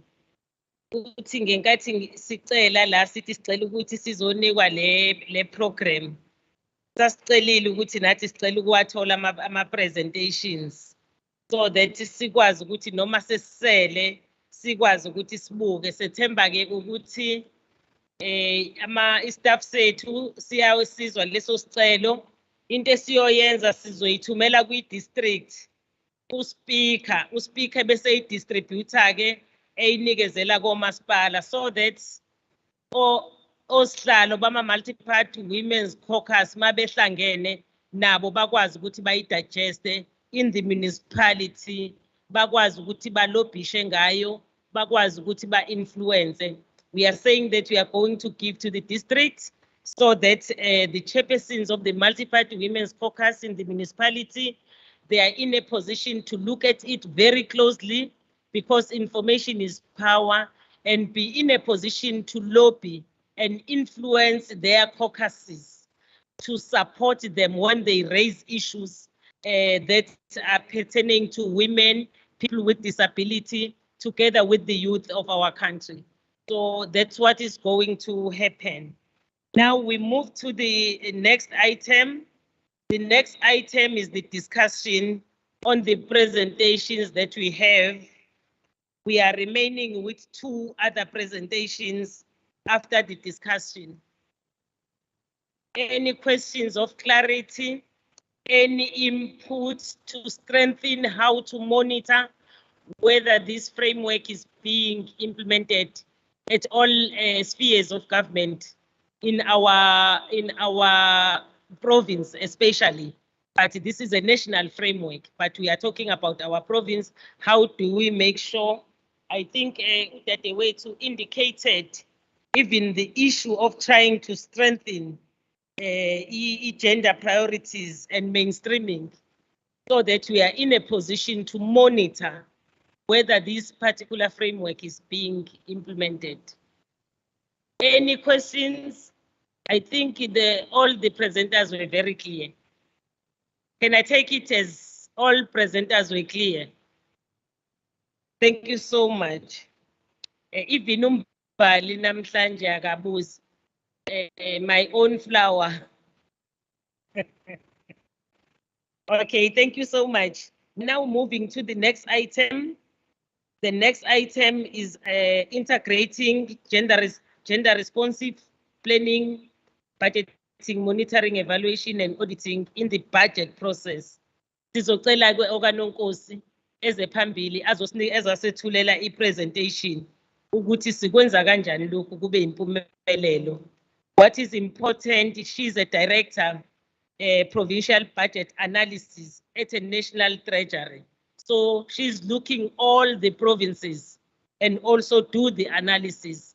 I think she's going to share with us the findings when they are doing analysis in the treasury for different provinces, but in particular, our province, KwaZulu-Natal province. Thank you. Over to you, ma'am.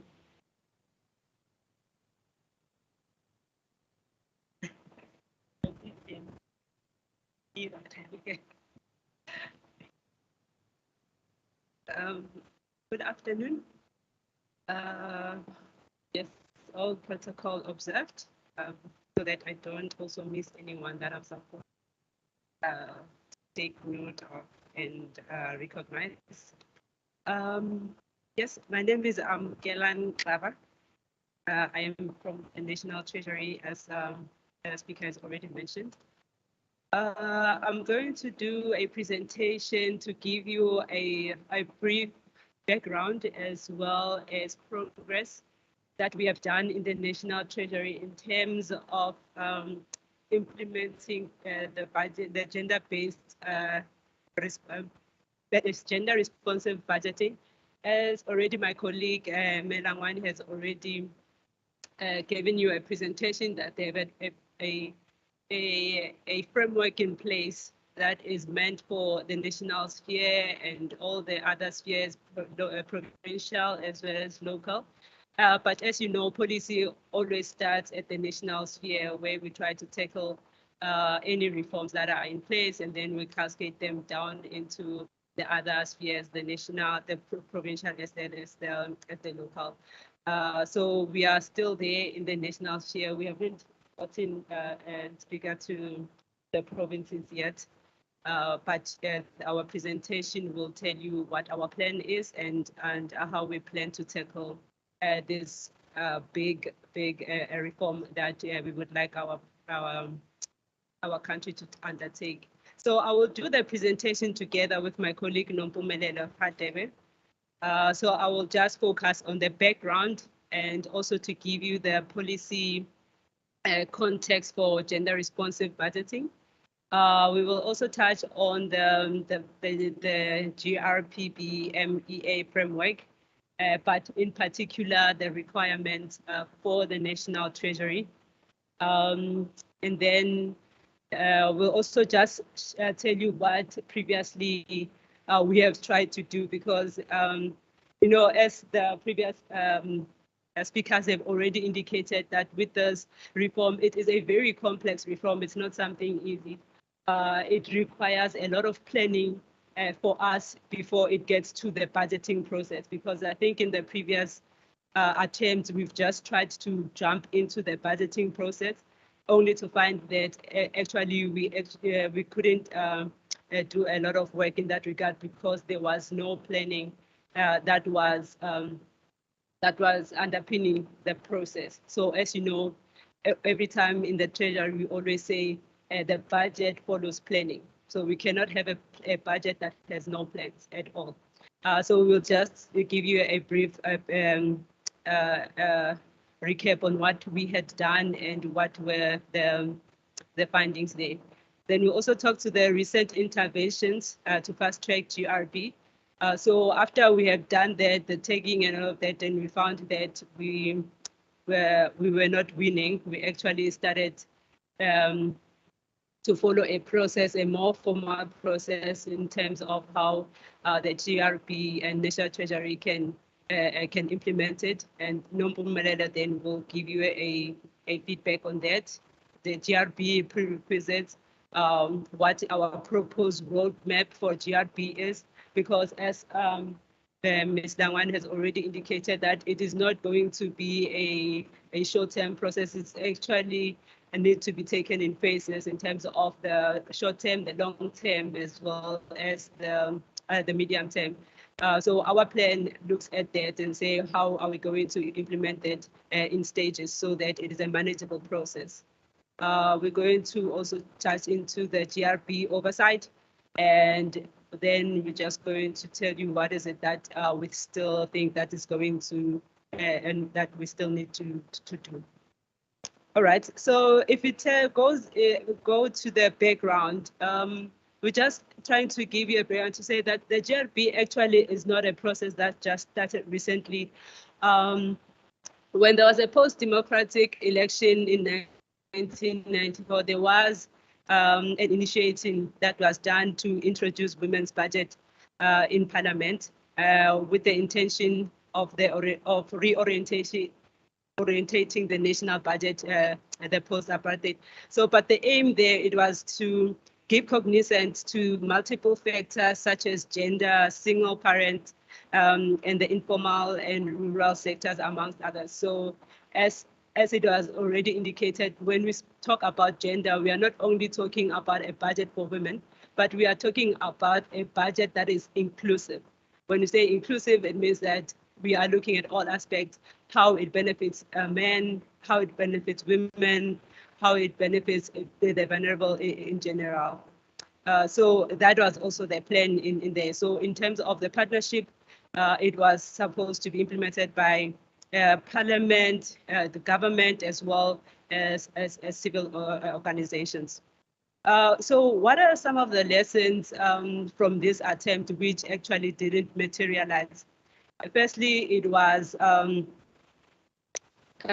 lack of institutionalization of the program, which the framework now does. So as you know, any program, if it's not institutionalized, it does not last. So if, for instance, AMO is championing gender responsive budgeting in the National Treasury, and if she leaves the National Treasury in a year or two, if that process is not institutionalized, there's no frameworks, there's no, there's no, what's the word now? You know, sometimes English runs away from us.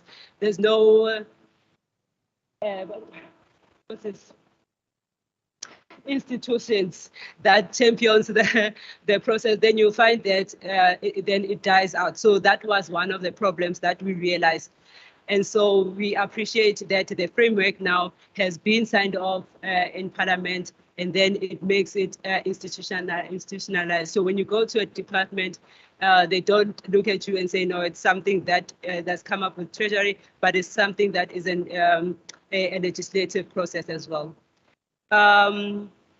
So we also noticed that it works better with reforms when there's a new government in there, because when there's a new government and you put in reforms, then it works better. So I think that was a missed opportunity at the time because it was not institutionalized, and so we couldn't go through with the reform.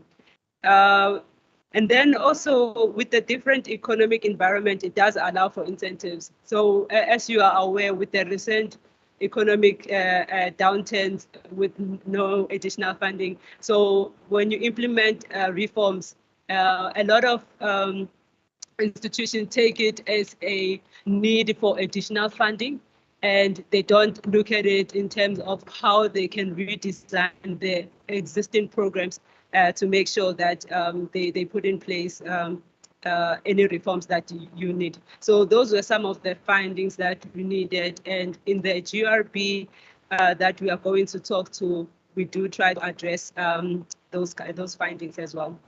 So if you look at the policy context, from the as my colleague, the good doctor, has already mentioned, as South Africa, we are a signatory in different forums. For instance, the South African Development Community Protocol on Gender and Development. We are a signatory in the African Union declared on gender equality. We also a signatory in the Beijing Declaration and Platform for Action. So based on those signatories, we also have those agenda issues that we are supposed to meet that have already been presented, which are a policy background into the gender-based, gender-responsive-based budgeting. But from the national perspective, then obviously the gender-responsive budget makes sense because it comes from the Section 9, Section 9, subsection 2 of the Constitution, which then guarantees the full and equal enjoyment of all rights and freedom by all agendas. So it already tells you from our Constitution that there is a right for every agenda to enjoy equal rights, which means that also in our budgeting, we must make sure that whatever we allocate as a funding, it benefits equally all genders. There's also the National Policy Framework for Women Empowerment and Gender Equality that supports why we should be doing gender responsive budgeting. The National Development Plan supports equality as well. So it also support why we need to do gender responsive budgeting. And most importantly, the gender responsive planning, budgeting, monitoring, evaluation and auditing framework is then our basis for how we are going to proceed with the gender responsive budgeting. Okay, and then so if we look at the framework from the pillar 6 of the framework, as already it was presented, that the framework actually has some pillars that underpin the process. We are looking at pillar 6, and the framework outlines the role of the National Treasury in ensuring gender responsive budgets. So some of the mechanisms that we have done to identify this, it includes that we must have the budget guidelines issued by the National Treasury that are expected to include requirements that each institution be gender responsive. So as you may be aware, in the Treasury every year when we start the budget process, the Treasury sends out medium-term expenditure framework guidelines, which gives sort of a direction in terms of how departments are supposed to plan for their budget and how we are going to prepare the process for the budget annually. So these guidelines, they are important because in that we are able to communicate to department what would be the requirements for a gender responsive budget, what are the indicators, what are some of the issues that they need to take into consideration. And then we are also supposed to look at the budget bids to demonstrate allocation of work. So when departments give us their allocations and requirements for the year, we are supposed to look at what is it in their allocation and how much of it is allocated towards women empowerment and gender equity.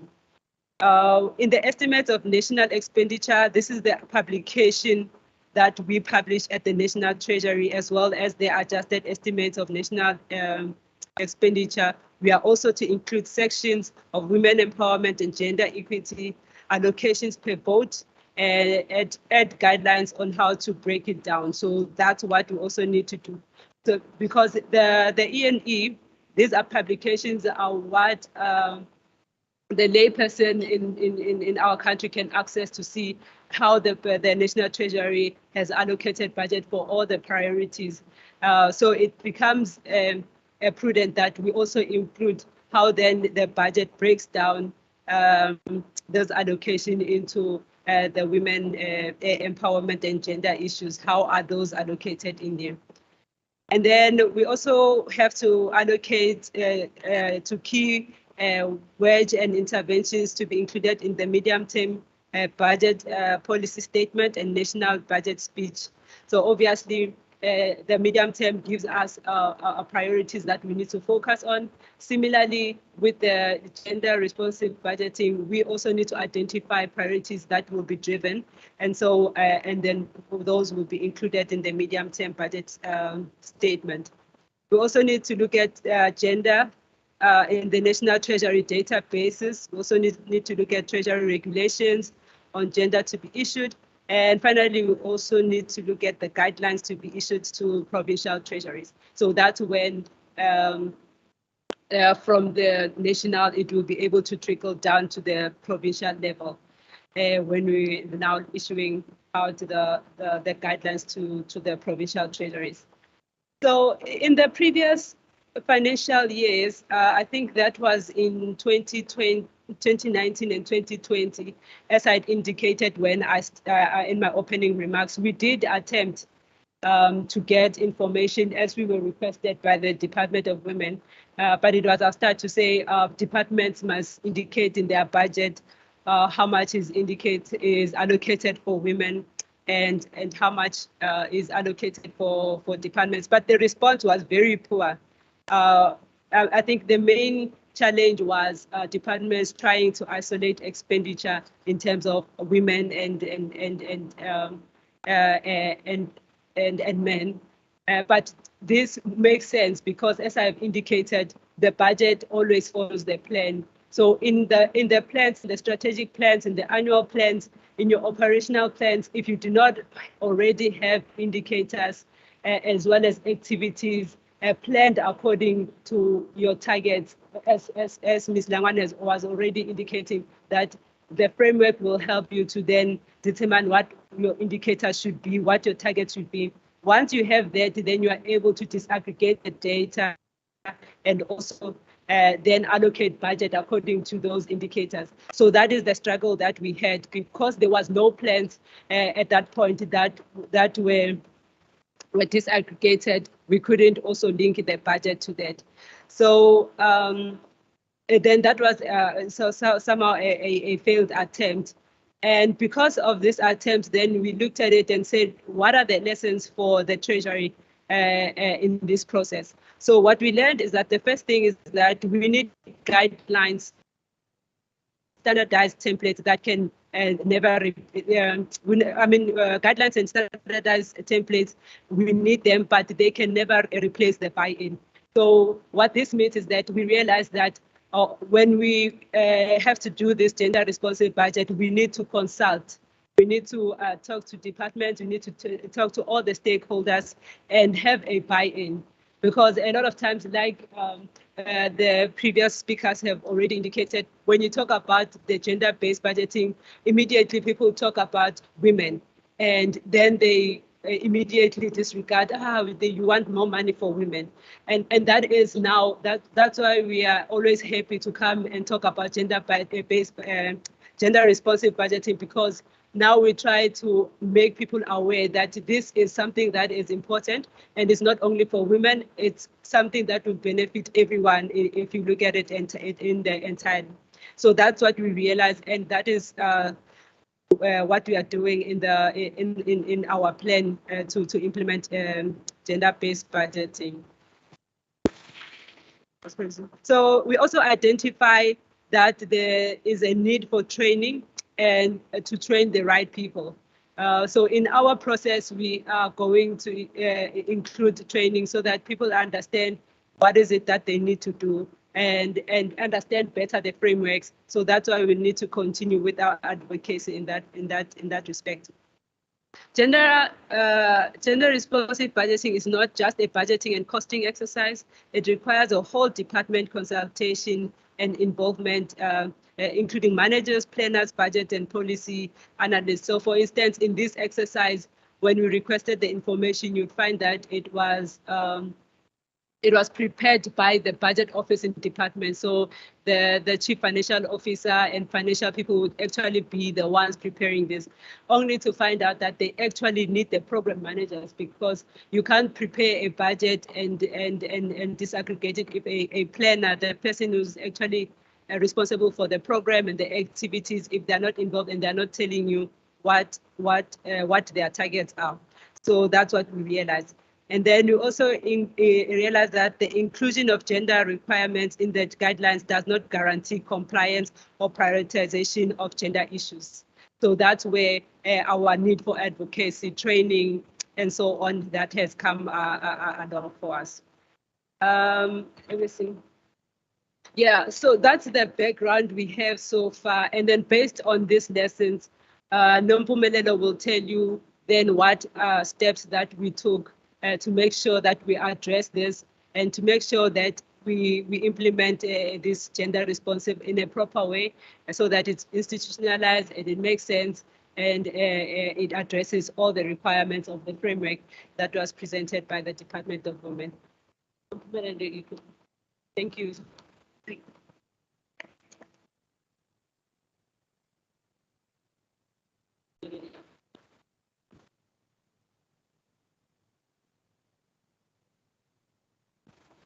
Ngokubulisa all the honorable members, councillors, staff in the legislature, panel members and everyone. I hope I've observed all protocols.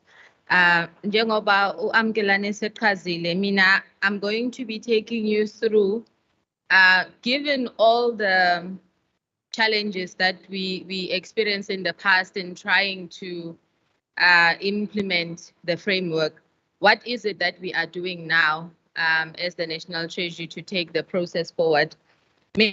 Maybe just to make it easier also for those who are coordinating the slides. I think we are now on slide 8.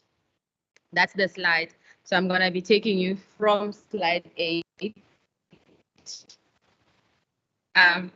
So learning from our previous attempt, as Amu mentioned, one of the biggest things we learned is that simply using our mandate and power as the National Treasury and simply saying to departments, give us information related to gender or split your budget in terms of gender and vulnerable groups and show us how much you are budgeting is not enough if people don't understand what is the objective of what we are trying to achieve.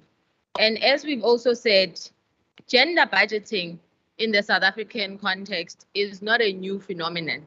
We actually started, in the post 1994 as we transitioned into a democratic state. We started, incorporating, the budgeting for women as part of how we do the budget. But because a lot of it was not institutionalized and inculcated into our processes and decision-making processes, it then didn't work.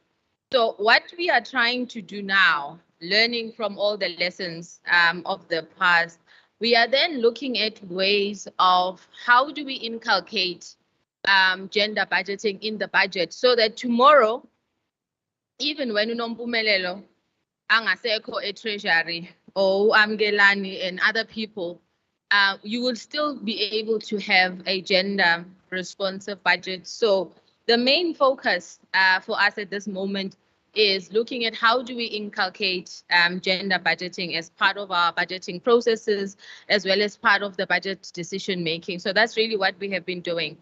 And in also realizing that even gender budgeting as a reform and as a concept is a new thing in the National Treasury. So we realize that we ourselves may not necessarily have the capacity to fulfill certain responsibilities that are entrusted on us.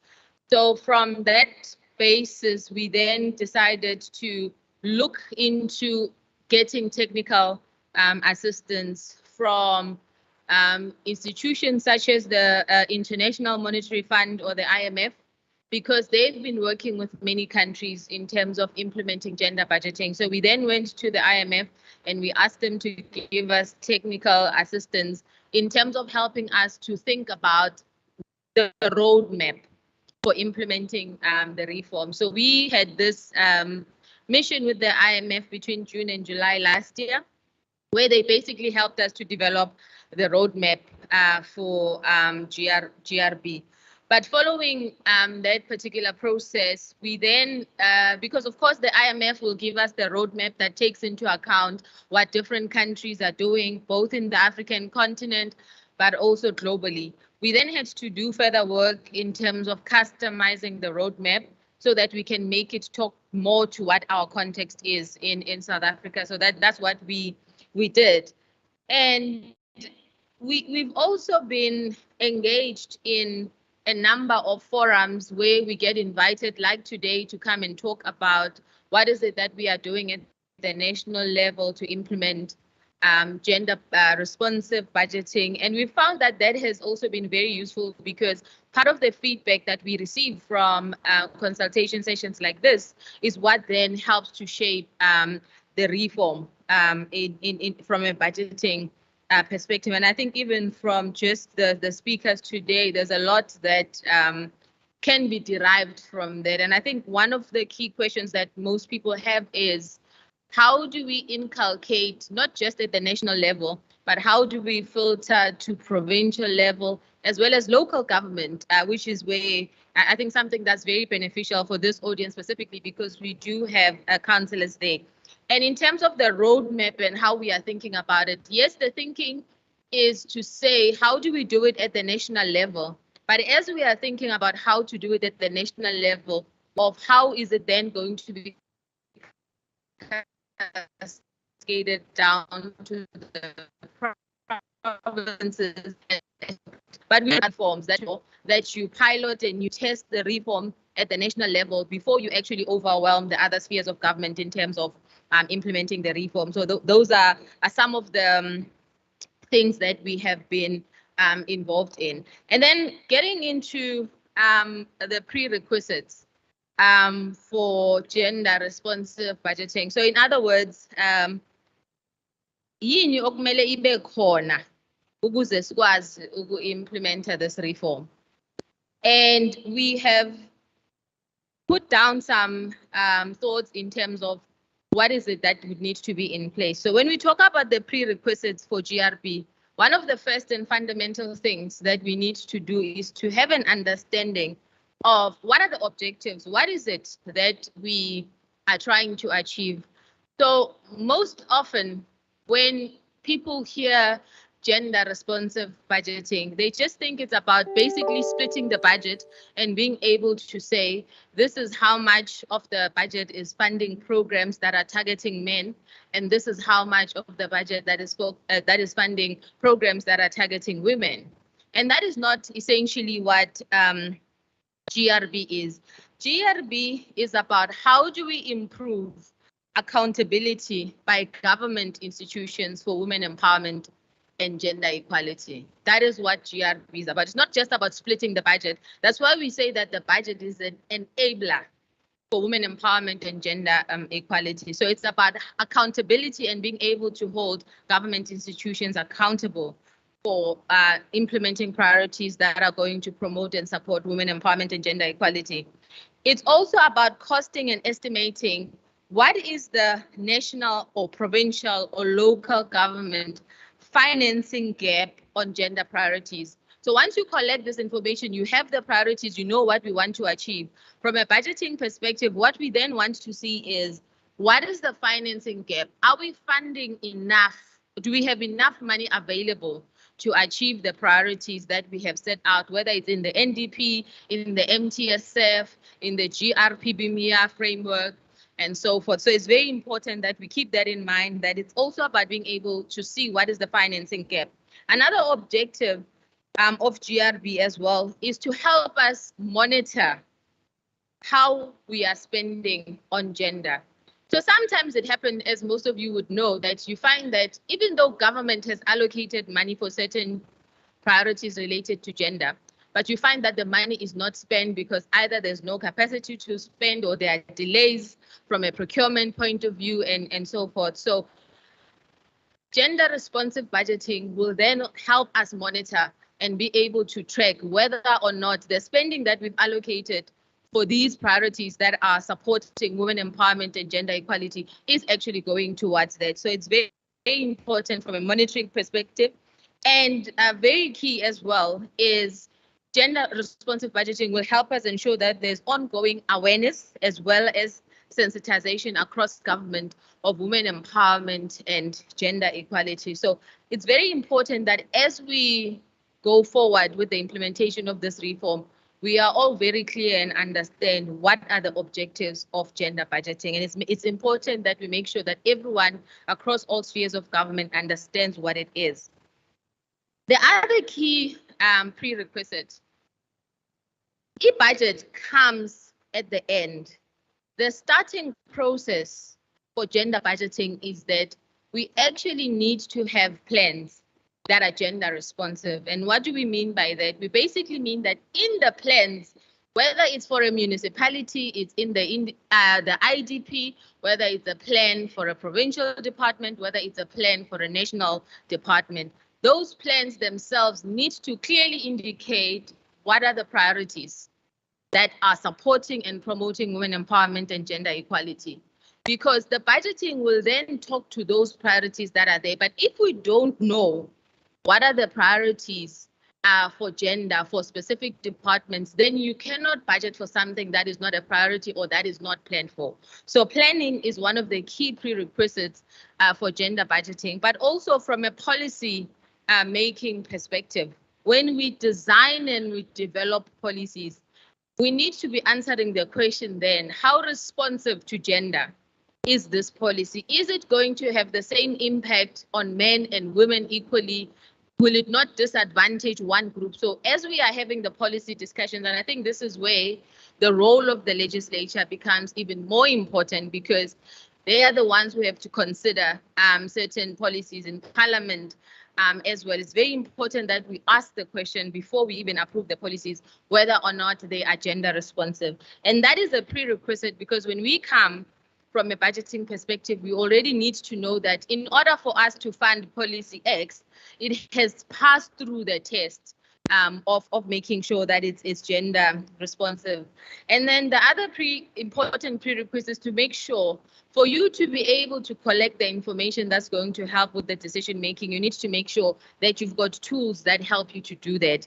And there are tools that we have seen from many countries across the world that they do, such as your gender budget statement, such as your gender impact assessments. I've used acronyms in the presentation, but the presentation will be shared with everyone. I think that's what the honorable member said earlier, and we've explained some of these acronyms as well in the presentation. But it's very important that you have the tools that are going to help you collect the information that you want. And then linked to that, it's also very important that you have a monitoring and evaluation framework to guide the work that you are going to be doing in that regard.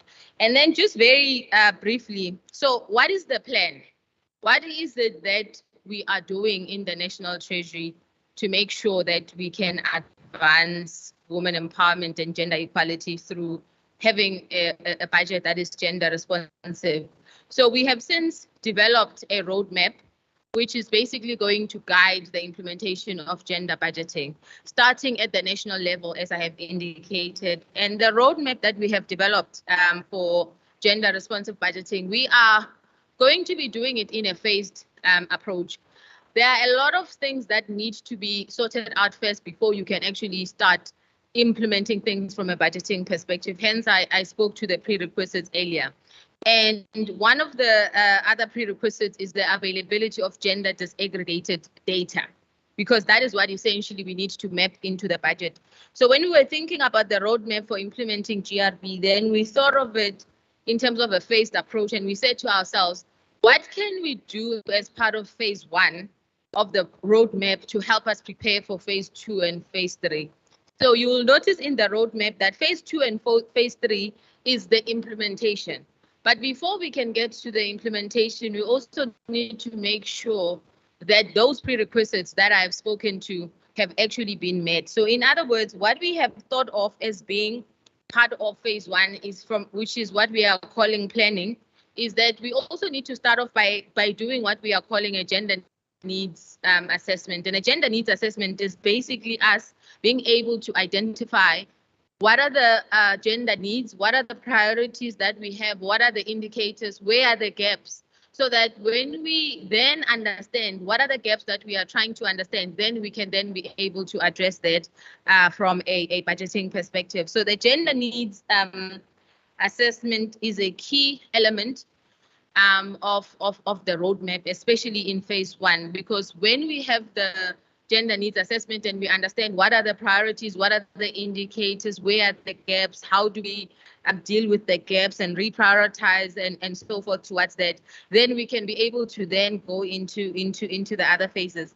It's also very important to highlight that even though this is a budgeting issue, it will be impossible for the National Treasury or provincial treasuries to be working alone in implementing the reform. There are big dependencies in terms of the mandates of the Department of Women, Youth and Persons with Disability, as well as the Department of Planning, Monitoring and Evaluation. So in order to implement the reform, we have to essentially work together. For example, the gender needs assessment is not something that the Treasury can do, but falls within the mandate of the Department of Women, Youth and Persons with Disability. And we are engaging the department, Lanwani and other colleagues there, in terms of how we can work together in making sure that we identify the priorities and what the gaps are. And then linked to that, on our side, we are busy with the process of developing guidelines. And these guidelines are going to be very important in terms of taking us forward. on what to do. They are going to be the guideline documents that are going to inform departments on exactly what it is that they're supposed to submit to us, how to collect that information, and how to track it during the course of the year. And then the other big element to this is capacity building. What we realized from the previous attempt is that you can't simply ask people to give you information when they don't even understand what gender budgeting is, when they don't even understand what is women empowerment and gender equality, why is it important, why is it in the constitution, why is it in the NDP, and so forth. So we're also going to be investing a lot of time and resources in making sure that we have capacity building in place. And then just finally, one of the key elements of the process is the oversight. So we can do everything that we want to do and have a gender responsive budget, but if we don't have oversight over the process, then it's not going to achieve its impact. And that is where each and every organ of state that has got a role and responsibility to play would need to make sure that they fulfill that role. So we identify a number of stakeholders. Parliament needs to make sure that as departments bring their plans through, they are gender responsive. As the National Treasury, we need to make sure that when we receive budget submissions, they are gender responsive. The Department of Planning, Monitoring and Evaluation must make sure that when departments submit their plans, they are gender responsive. So everyone along the value chain would then need to make sure that they fulfill their role from an oversight point of view so that we can actually achieve what we are intending to achieve. I don't think it's necessary to talk to what still needs to be done because I've covered it. I've mentioned the issue of capacity building. It's very important. I've mentioned the fact that we need to do a gender needs assessment as well as develop the GRB guidelines. Those are all important in order for us to be able to move forward with the implementation of the reform. Thank you so much.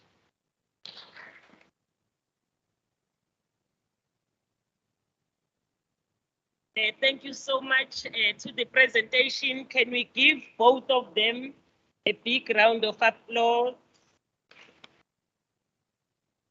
The emphasis is that we must understand the objectives of this gender-based. We talk about gender-based violence. Today we are talking about gender-responsive budgeting. So to understand them and then also oversight on it. It's important. I think our presentations, they have corrected that it was sent to the district. The district will make copies for those municipalities that don't have the copies. I think all the women councillors will be given those copies in the municipality when they make copy, because we want them to familiarize themselves with the actual framework. After they have had the presentation from the different panelists. We are sorry to Dadewethu uNomasonto Mazibuko ukuthi simbiza ngesikhathi yes, isikhathi sesisincane, but we know her that uzokwazi ukuthi ayibeke le ebalekile kakhulu. Sicela uze ngaphambili ke Dadewethu Mazibuko. Siyabonga. Magabongwe, magabongwe, magabongwe, magabongwe, magabongwe. Hayibo, ibambe. Angeke thina singama-Afrika noma singamaZulu sicule sihleli phansi ngoba angeke ngipresente mina i-graveyard. Magabongwe, magabongwe. Magabongwe, magabongwe, magabongwe, magabongwe, magabongwe, magabongwe. Hallelujah, magabongwe, magabongwe, magabongwe, magabongwe, magabongwe,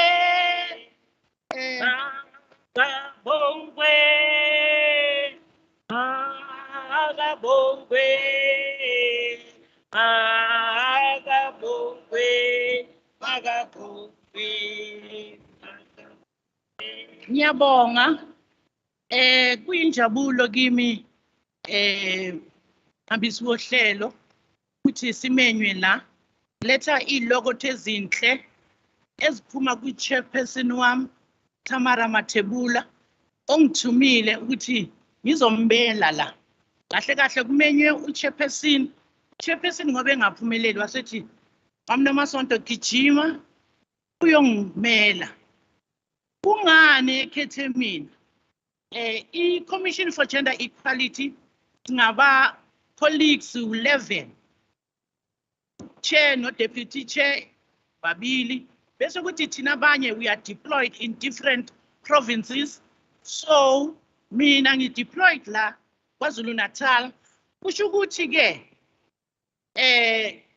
uma Madloba angeke asaqhubeka ngaphandle kokuthi athi chair nasi isimemo kodwa kahle kahle ngicela umama nomasonto angithi siyakuthanda bese kuthi kwesibili ke bese siletha nenduduzo siso Commission for Gender Equality uKZN sibuzile kuNkulunkulu saphinda sacela saphinde sabonga ukuthi nazi ikhukhula zingene ekhaya kwenze njani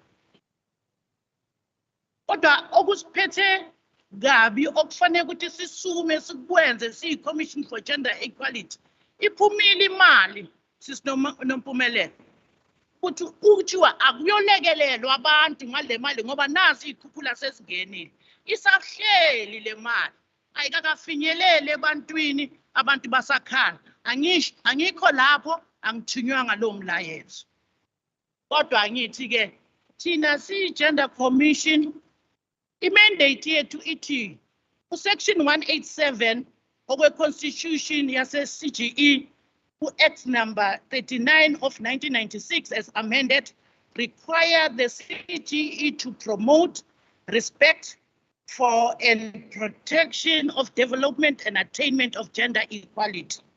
The CGE mandate is to monitor and evaluate legislation, policies, and practices of the state statutory bodies and provide business as well as indigenous and customary laws and practices, research and recommendations to the parliament. Bese siyabuya futhi sithi we receive investigation complaints on gender discrimination and conduct public awareness on education, gender equality, where sinalo futhi ilungelo lokuthi sikwazi ukubiza sithi siyakubopha kodwa kwesikuthunyiwe namhlanje i-gender responsive budgeting is to ensure consistency between social commitment and expenditure allocation.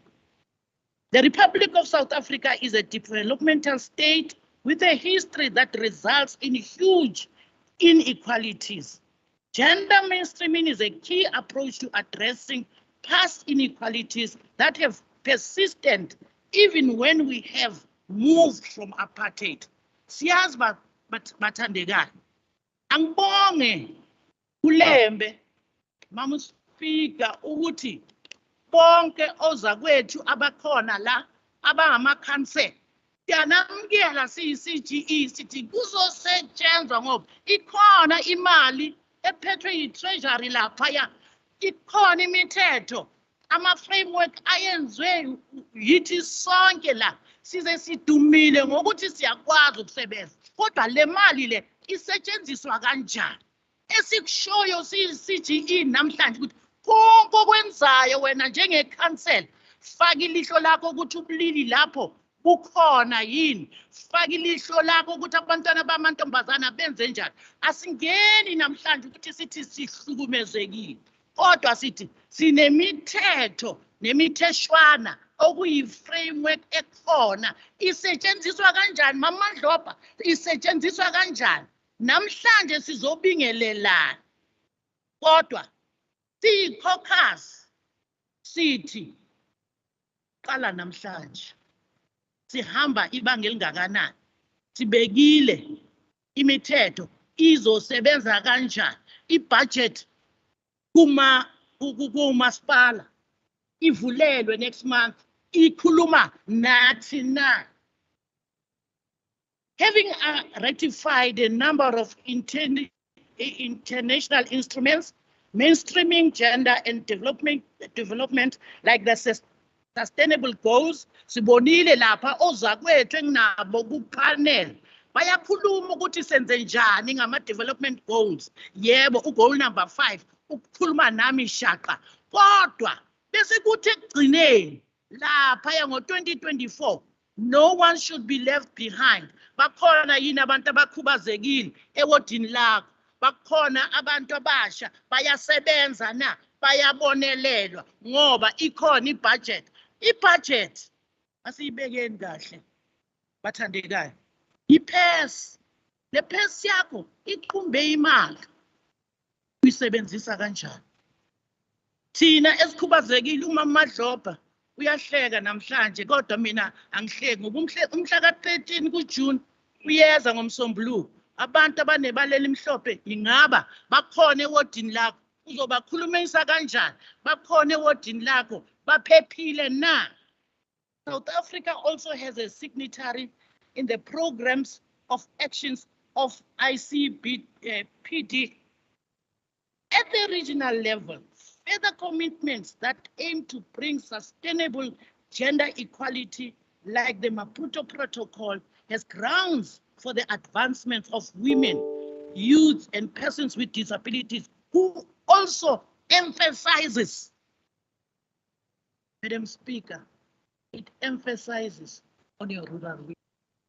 Baphi bahleli kanjani eyikhukhuleni basukile laphana bakuphi njengoba sikhuluma manje?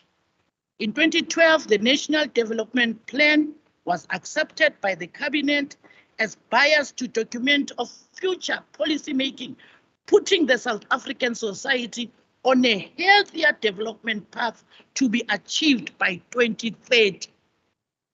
Sonke sihleli la.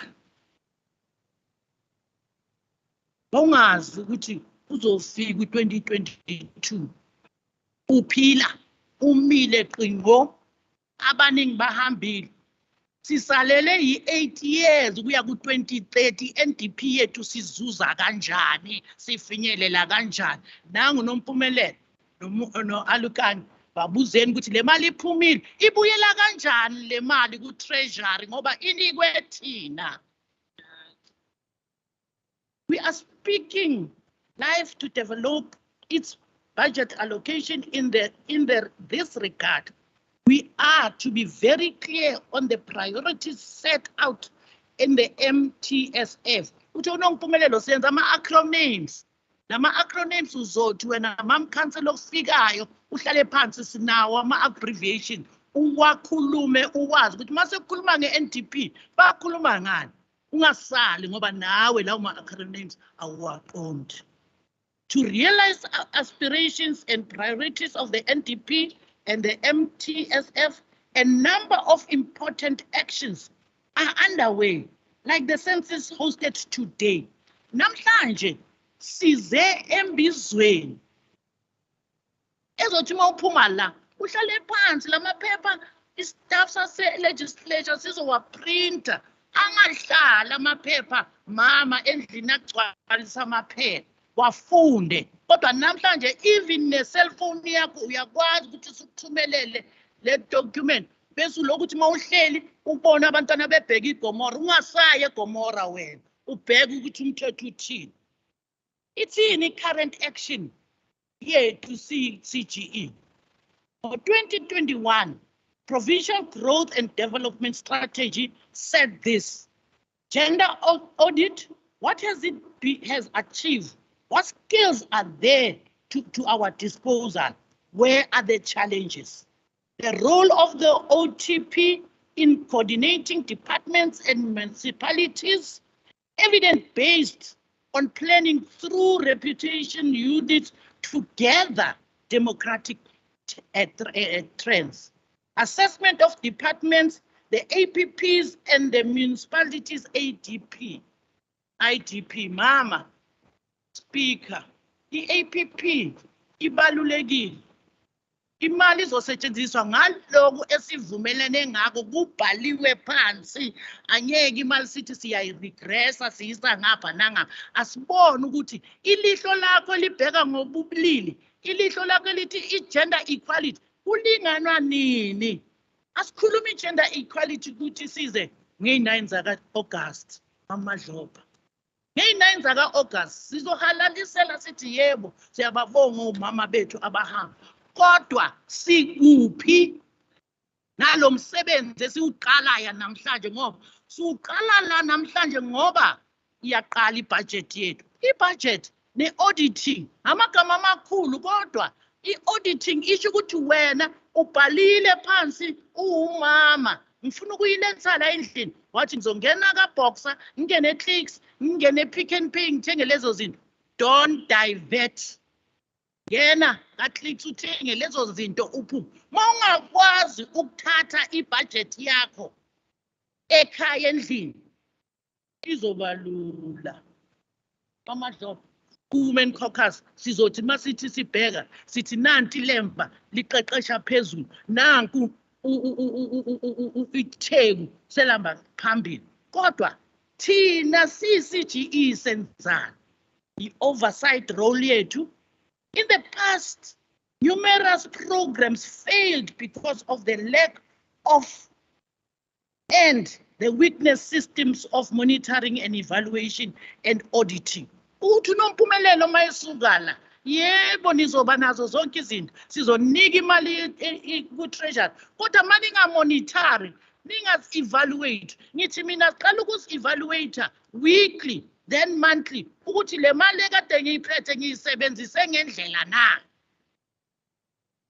Then uzokhula ukhule. Sifisa ukuthi sihlangane siyile panel mamadloba sizohlanganiswa uwe ngoba mina uCG uzathi anginayo ipanel yokuyisa uyohlangana ne-Department of Women and People with Disabilities. Athi hayi sofunani ku-auditing osofunani ku-treasury kodwa ngoba usibizile usibonile sibize si-evaluate maybe quarterly sibize si-evaluate sibize ukuthi sihambe siyotraina obomasipala. Singaqala ngalo Ilembe mayikhona imali speak ngoba akusizi ukuthi sikhulume sibeke la asambeni sithi sesila unawe kumasipala wakho phakamisa isandla lo yaspeak akhulume nalo speak mabehlangana. I-caucus ithe namhlanje masiqala sonke ngaba kwamazibulo kodwa sizalwa yithole ezi-different. That's how I speak to women caucuses in my area in Gauteng. I say we are all mazibulos because we are human, but our mothers abasithwele i-EFF i-DA yini kodwa makube sisonke singabafazi akusetshenzwe. Exercising oversight is one of the core mandates of the Commission for Gender Equality.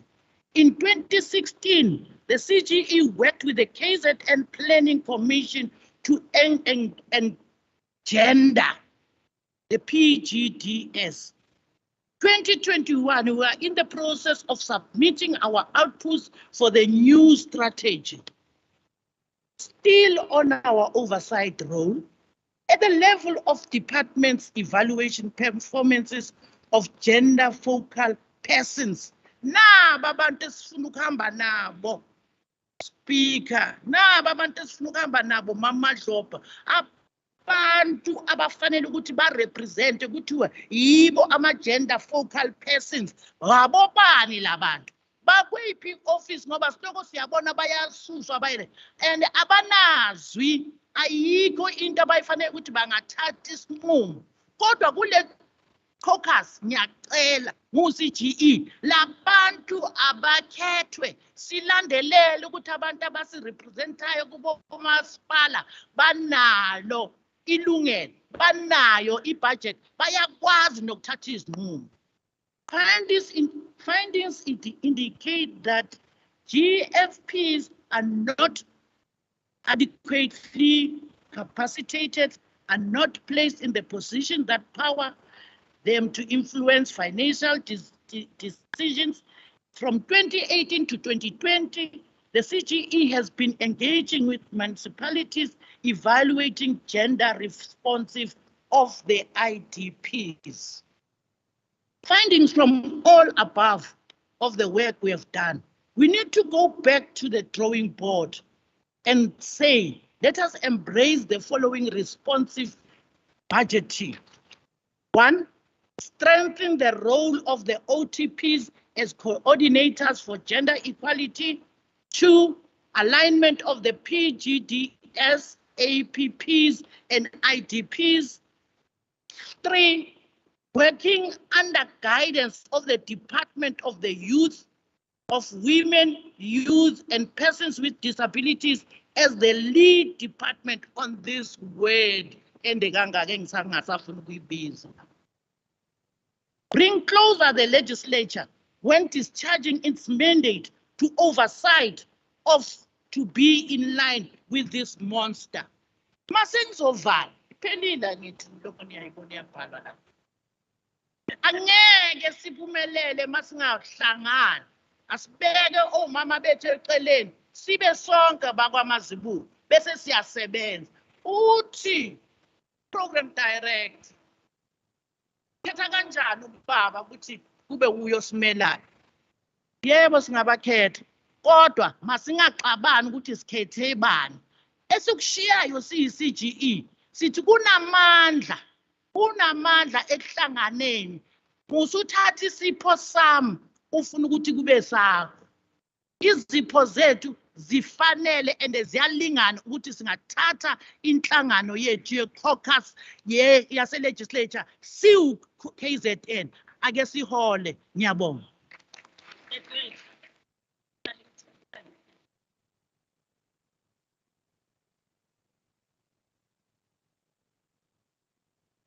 Ezandleni bafowethu ake sishaye ihlombe elikhulu. Elikhulu ihlombe. Sekuyisikhulumi sokugcina.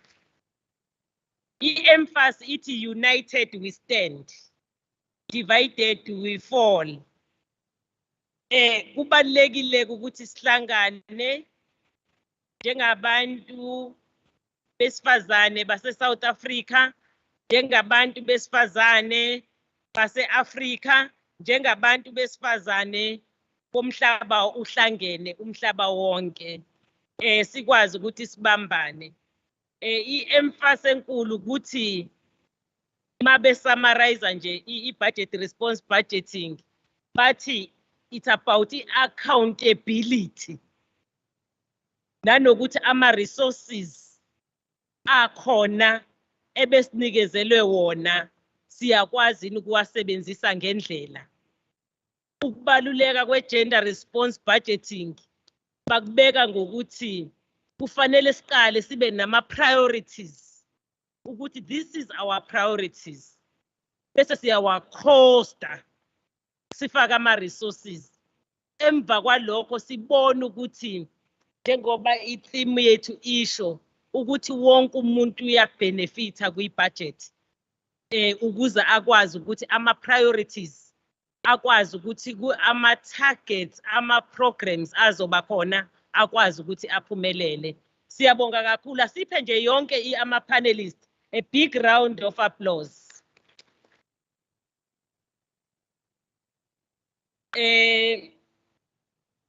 Ngoba vele sesiya ngasekugcineni sebezosondela ozandi nalabo bathumile. Ngiyafisa nje ukucela udadewethu u-Deputy Mayor waseNdwedwe ezelanga phambili ngokucelwa ukuthi cha abantu mabefikile ekhaya kubo akugcini kuyithini esithi siyabonga bese siyahamba. Sifisa nje ukubonga si-Multiparty Women's Caucus wonke lamakhosikazi esishayamithetho saKwaZulu-Natal egameni likasomlomo wethu udadewethu Nontembeko Boys engekho simxolisele. Sifisa nje ukubonga, sibonge Ilembe dadewethu Speaker weLembe District ukuthi nifake le motion because asivelanga nje sakhetha. Bafaka emotion engamboni lana uphindile usishi babe naye befaka lento bethi bacela ukuthi size ngala. Siyafisa ukubonga egameni lesishayamthetho esiholwa udadewethu noNtembeko ukuthi nikwazile ukuthi nize as panelists and you shared with us i-information. Masikhula ke thina kuthiwa i-information is power. Ungenalwazi usuke ungaphethe power. Udefeatwa kalula mawungabe ungenwalo ulwazi. So namhlanje we are armed because it's very difficult to fight with an armed, person. Namhlanje we are armed. Sizokwazi ukuthi sikwazi ukusebenza together. We appreciate amakhansela ala aphume ngobuningi eza ngalanga kuthina ukuthi sizohlanganyela. Ngoba ngilokhu ngithi njalo ngenzele ukuthi omazethi basondele nalento bebekade behlangana ngaya ngazi noma isekhona. Siyafisa nje ukubonga kakhulu. Sinibonge nonke ama panelists ethu. Ngiyabona ukuthi bafundile labafana.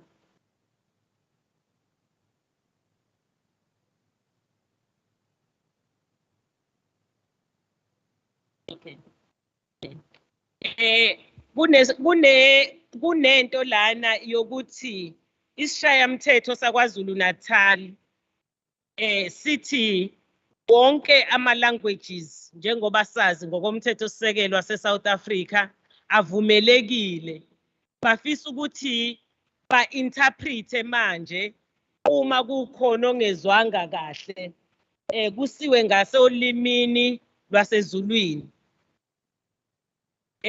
Bakhona badinga i-interpreter manje ngoba ekugcineni we never called ukuthi ba-interprete per speaker.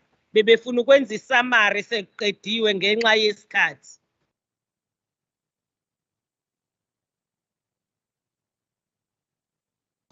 Can we request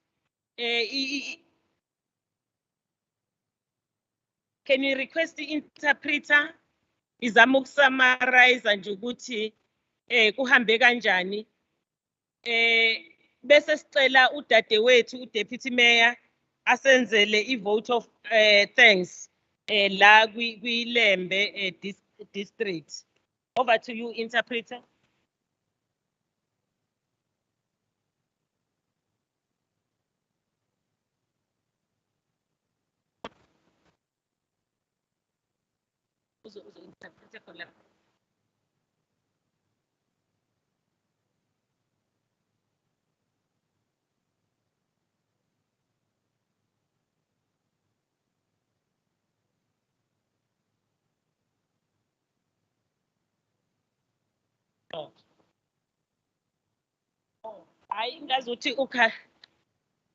Thank you.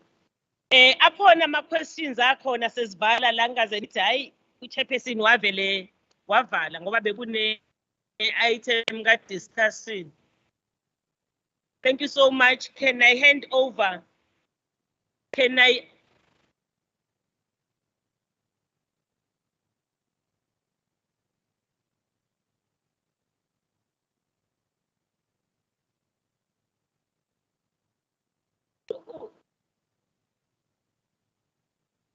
Wemngoni. Oh. Sukuma ngane yakithi. Woza la ngane yakithi.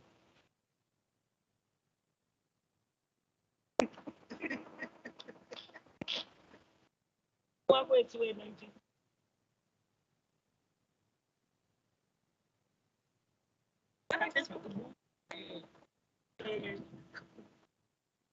Sanibonani nonke. Siyabonga kushamthetho siholwa uMama Madlopha nodadewethu uMakhosazana Zungu. Angizunibala nonke ngoba anginirecognizanga nonke ukuthi ngobani kodwa siyabonga namhlanje ukuthi ishamthetho sizela emandeni sizokhuluma ngezinto ezisithintayo njengabantu besifazane. Mhlawumbe besithi ke sizoxoxa kodwa nasi isikhathi asisavumi. Kodwa siyayizwa i-framework yokuthi asiplane njengabantu besifazane. I think i-framework i-specific to us. Kodwa izinto ezihluphayo sihlalo umhlangano nepanel ukuthi uma sekubhajethwa sithola a small portion zabantu besifazane because kube khona lento yokuthi singena ngaphansi kwe-gender. Siyakhumbula ukuthi I think in 2018 la isalontsha khona iSalga Women's Caucus, but nayo it's not dealing kakhulu nama outreach program based on the budget that we have. I think umsebenzi wenu esikuniphathisa wona ukuthi nisilekelele ku-National Treasury no KZN Treasury ukuthi at least going forward asazi noma amandla sobesele nawo ukuthi ebakhona ama-budget are conditional to abantu besifazane because we are suffering in gender-based violence. We need to make awareness. We need to strengthen into teenage pregnancy because we understand ukuthi who had no education sibona bengekho hands-on ekulekeleleni into teenage pregnancy because uma uthi uyangena in details enye into factor to a gender-based violence it's a values that we don't have now kwesisikhathi esisiphila kusona because ingane ayisayitholi i-motherhood and fatherhood at home. So siyaniphathisa ukuthi at least in future ake ibe khona into conditional to deal with ama-budget abantu besifazane from ingane izalwa ikhule because into esilalela ema-radioweni kubulawa kwey'ngane abantu besilisa balala ney'ngane ey'ncane ayikho into njengohulumeni komasipala particular esiphuma siyoyikhuluma siyoyilwa because we've got a limited budget. And then bese kukhulunywa ukuthi as-empowerish abantu besifazane in terms of business ngoba ezinye zezinto asikwazi ukuzenza. So mhlambi lokho ebengifisa ukuthi ngikuphathise yinto i-framework siyizwile kodwa i-problem mase kubudget uthola nasithola 300,000 yini ongayenza ngo-300,000 kusho ngathi kuthiwa abantu besifazane in youth and then in middle age ibona abaningi but uthola ukuthi sinikeza 500,000 not even a million but bese kuthiwa hayi sitarget abantu abasha but abantu abasha nakhona women are dominant in terms of age ngiyabonga.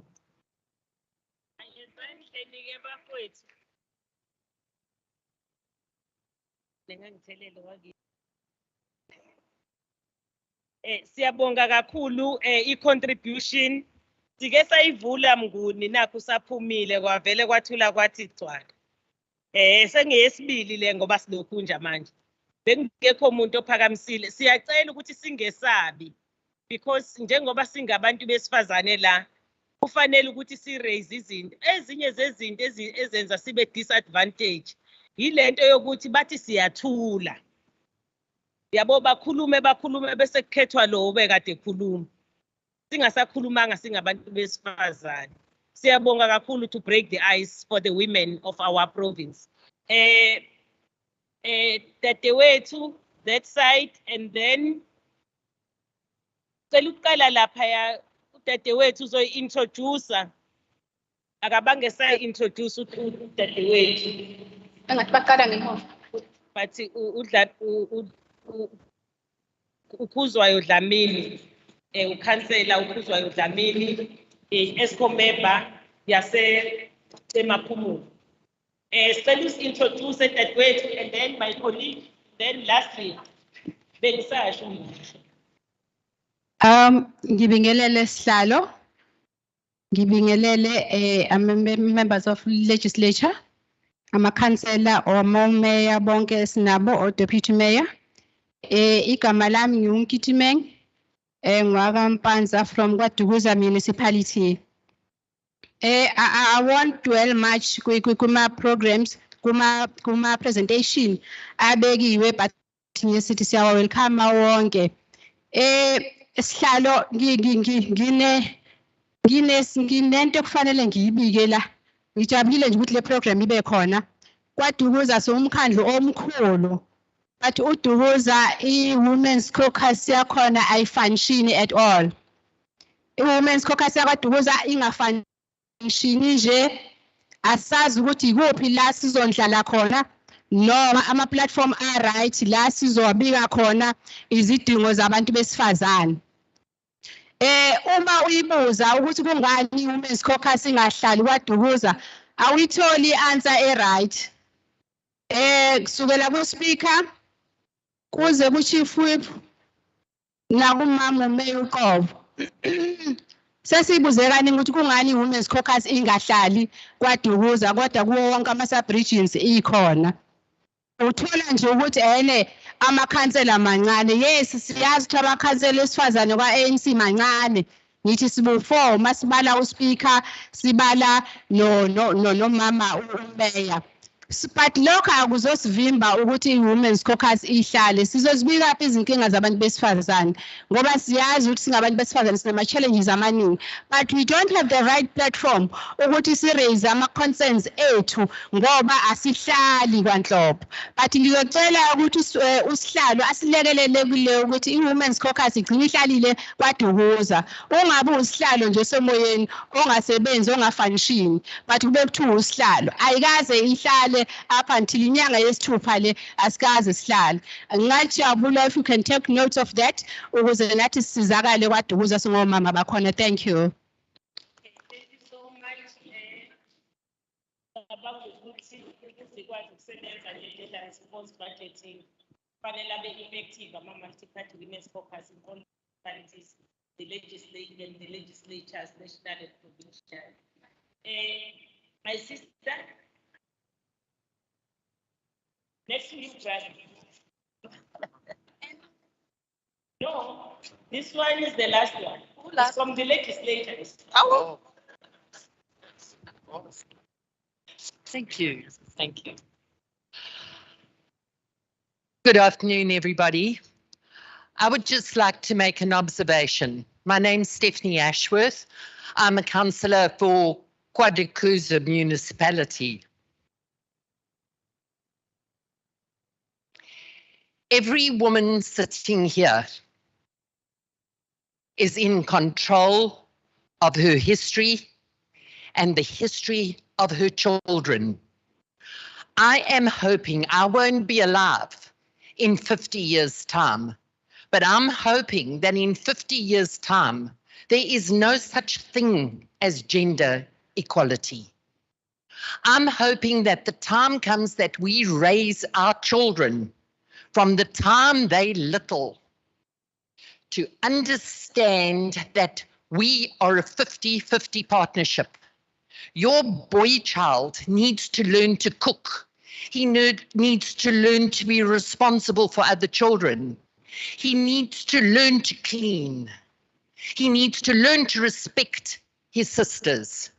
His sisters need to learn to collect firewood, to make.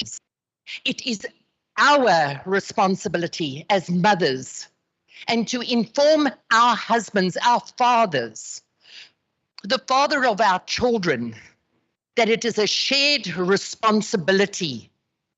I hope to God that in 50 years' time, we're not sitting like this. It is in our power as mothers, as sisters, and as parents. Please let it start at home. Thank you so much, Honorable Councillor. That is wonderful. That started home. The family institution must be strengthened so that we grow the children abazokwazi ukuthi ba respect each other. Honorable Shinga, ukuthi umngani wami mina ngiyambiza ngoba akekho umuntu umbali lana usesibhedlela. Ngiyabonga kakhulu sihlalo, ngiyabingelela kuwena nepanel yethu yonke abahlonishwa namakhansela khona nabo bonke besifazane sanibona. Chairperson, I am glad that the mix and the complement in the panel that we have today here is a true reflection of what I'm going to talk about, collaboration. So siyabonga kakhulu kwi-panel. Egcinile umama Zibuko, the truth is women are not only in politics, they are actually all over in the traditional council, in the religious groups, business sector, you name them. So ngiyathanda nje ngokukhethelekile ukuthi ngiyibonge i-Commission for Gender Equality on always zooming into issues affecting women. Ngizokwenza isibonelo nje sisodwa engisikhumbulayo. There was a research that they did on i-complaint abayithola on abesifazana ababevalwe inzalo kungemvume yabo. So ngithi angikuraise lokho so that you know and you pass it on to umama Thebula ukuthi salandela lolo daba and we continue ukuthi silandelele namanje because ilezi izinto ezaffect abantu besifazane ekuhlaleni nezinye eziningi. Ngiyabonga kakhulu. In the report that we received la on the portion of e-budget that went to women entities, it is noticeable ukuthi iportion encane kakhulu okusho ukuthi kusakuningi ekufanele sikwenze through this framework epresentwe la namhlanje. But then my issue is on capacity building. Ngiyajabula ukuthi uMiss Xaba uthe budget follows the plan. So kwi-capacity building njengoba silana ukumeleleka kwabesifazane kuhamba kuze kufike at a ward level. Kuma ward committees esinawo kukhona umuntu ohlala khona omela besifazane. But I tell you akukho abangakureporta ukuthi bakwenzile nje ngaphandle kokuthi silinde ukuthi makuphuma ikhansela sesiya contest ukuthi siyangena emva kwakhe. That is not what we want. We want women to be equipped and be able to submit reports because ibona abantu abaseduze kwabantu lapha phansi. So on i-role advocacy and capacity building ngiyacela ukuthi ngichallenge kakhulu eminyango wabesifazane nezingane ukuthi ake sithi ukuqinisa amaqhama okureach outa not only in August. I would expect ukuthi mangivula i-community radio station ngizwe ngomyalezo wabesifazane ikhuluma iqhubeka nokuthi nihlanganyele nabanye because i-challenge kuzohlala kuthiwa i-budget incane, we understand that, but must collaborators sebenza nabanye abakhona emqondweni wami ama-sitters because bahleze bephindisela imali emuva. So why can't we partner with them sikwazi ukuthi sihambise qeqesho ezingeni eliphansi lapha ya kwi-ward level siba capacitate laba besifazane abahlala kuma-ward committees ukuze lo myalezo omuhle kangaka okhona la ufinyelele kubona bonke abantu. Bonga kakhulu Chairperson.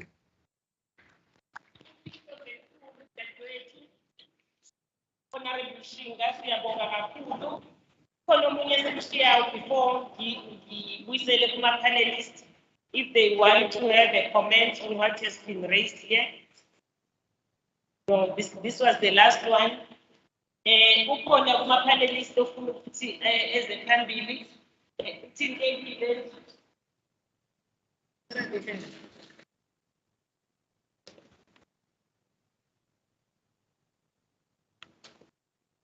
Ikhona izandla la etafuleni likaMbutho. Okay.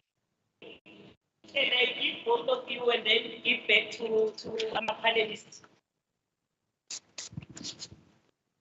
Introduce it.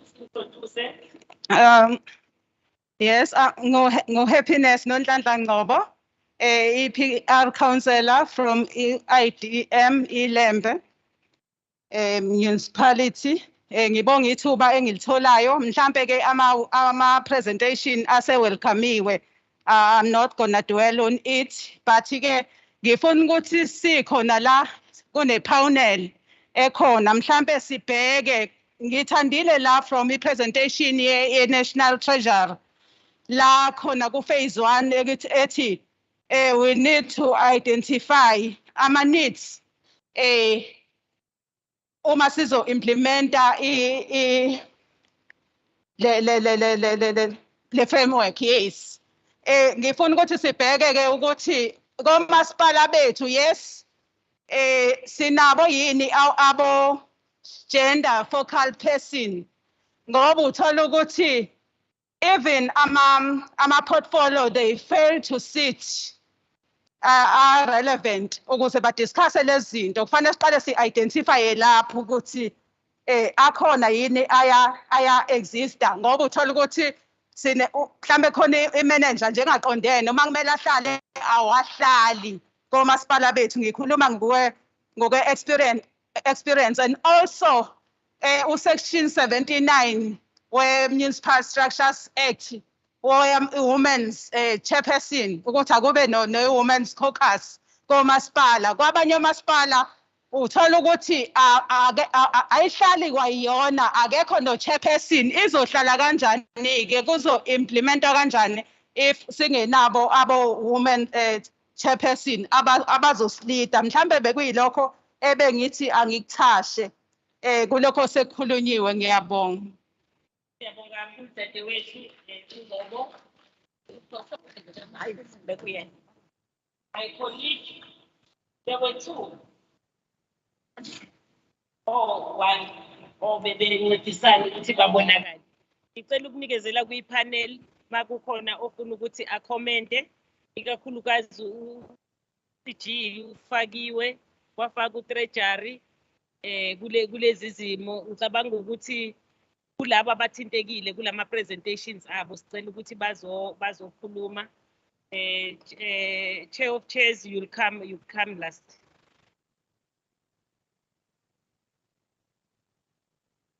Ukhona ofuna ukuphawula.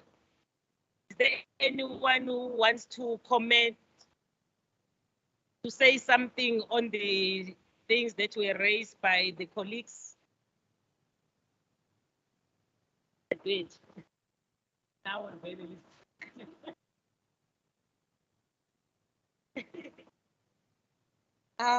Thank you so much for the comments that came from the floor. I'm just happy because some of the comments that came, they specifically looking to the future. That is the future that we want. The future where we understand the role of everyone and the abilities within everyone and sharing of responsibility in particular. Because really, if we want to be reasonable in thinking, if we cook by hands. So there will be no reason why if somebody cannot cook because he's still at work, someone who is at home cannot cook because they wait for somebody to cook.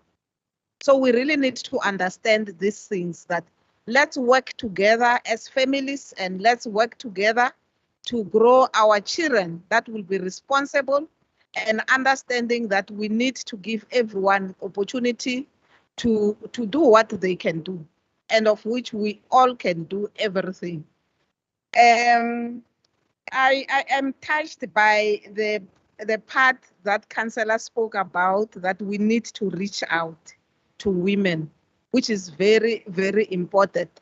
Really, if we work and understand that what we are doing, wherever we are, it needs to benefit women out there. We will now have a good idea of what is supposed to happen. When we have resources, we need to think about how do we share the resource with women out there. It is not only resource like money, but knowledge and making people understand how we need to transform. The really aim of the gender responsive planning budgeting, it's about moving from responsiveness to transformation. But because we are not responsive, we always speak about being responsive. But we need to transform the society to a certain level where norms and values that discriminate, that perpetuate gender-based violence, that it's not right for everyone or for women, are not going to be there anymore. So this is the society that we need. If it's possible, we need to reach out and empower everybody. Maybe having been here today, it is important that we find a way of making everyone aware, particularly in the structures that we work in, to say, how does a person responsible for planning understand how to put a plan that is responsible for the priorities of women, youth, and persons with disabilities? I cannot overemphasize that. The National Treasury has said that the budget follows the plan. If we are not getting that right, we will not be able to have the budget following us. And the issue of gender responsive budgeting, if I have to say, is it's not about having lots of money. It is about sharing with women whatever we have in place so that we can be able to bring more budget. Because you know where a woman is, the way women use the budget to empower others, to empower my aunt's daughter, my aunt's so and so when they have money. And you can see in so doing that the society in which we live is going to be empowered if we empower women. So we need to speak to women in a manner that they are going to understand how they need to benefit from the norms and the culture that we have, not to have those norms and culture oppressing them going forward. The other area that I think it's important is the issue of the gender focal points. If we are not putting the gender focal points in a decision-making position, they will not be allowed to stand in front and give advice or empower or capacitate, because they will be rendered as people that are not a decision-making position. So it is important that the gender focal points in the structures that we have are able to sit around the table and advise.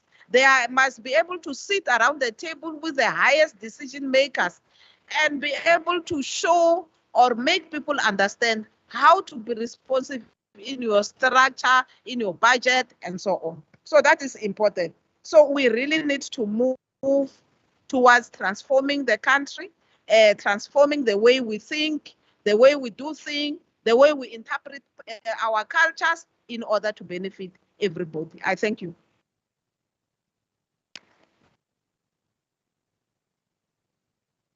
Siyabonga kakhulu. Honorable Zungu, you wanted to say something?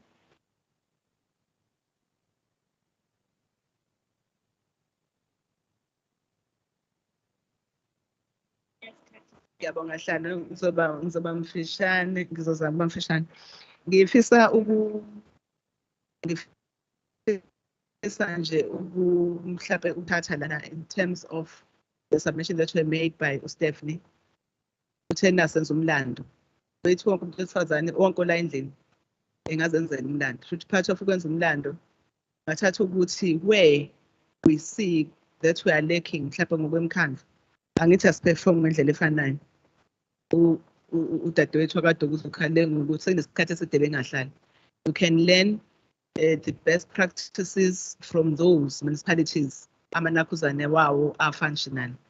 But bese sinxusa mhlawumbe ehlala sinxuse i-district, because i-district I do believe inayo ama-systems ayo are in place to further ensure ukuthi they assist the local municipalities ukuthi abe nama-program azokwazi ukuthi respond, so that when we talk about this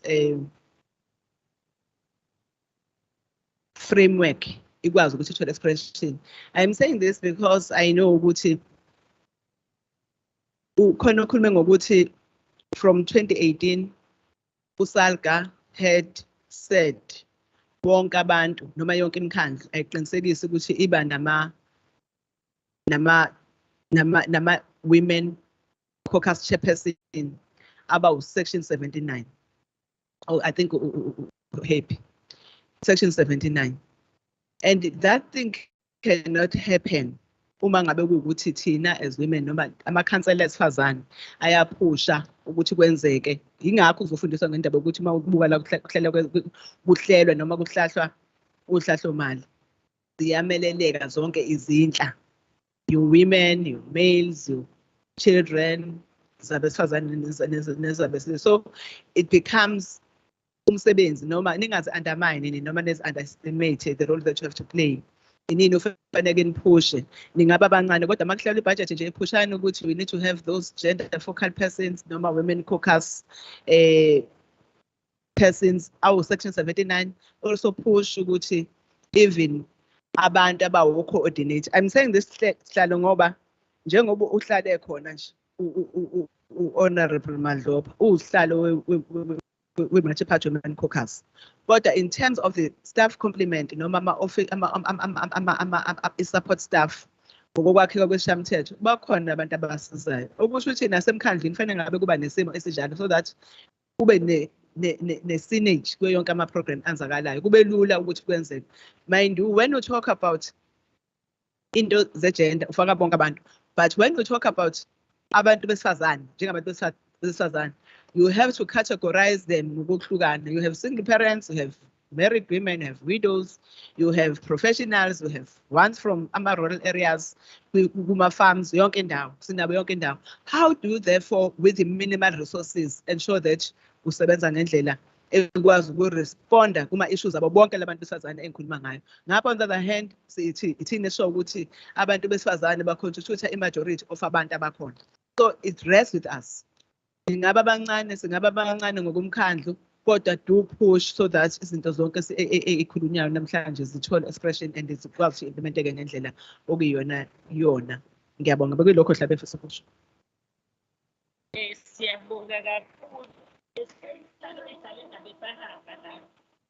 Token of appreciation for the good work that she has performed on behalf of the Legislature of KwaZulu-Natal to share with us what is it that we are doing as a legislature in regard to the gender response planning, budgeting, monitoring, evaluation, and auditing.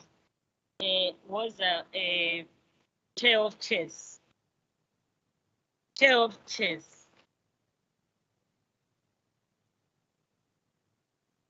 Thank you.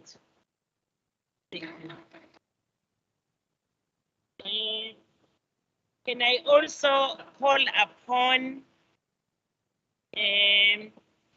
Ms. Mkhize usinikeze a lot of information. You are the friend of KwaZulu-Natal Legislature. Ububeko la speaker wethu bezothi you are now the friend of KwaZulu-Natal Legislature. Thank you so much. And we'll keep in touch. It's not the last day to be communicating with you. Can I then request Miss Klaba, the youngest?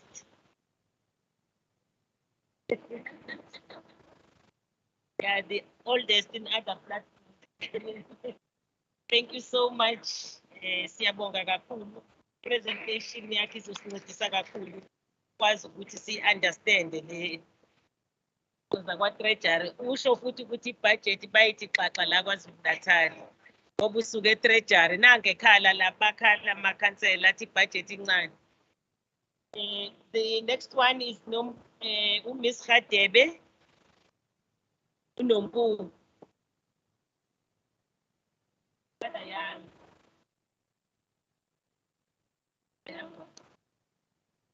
Thank you so much. Siyabonga kakhulu. Our objectives now to understand it because we'll never achieve this without understanding about it. The last one, Mthethwa umazibuko.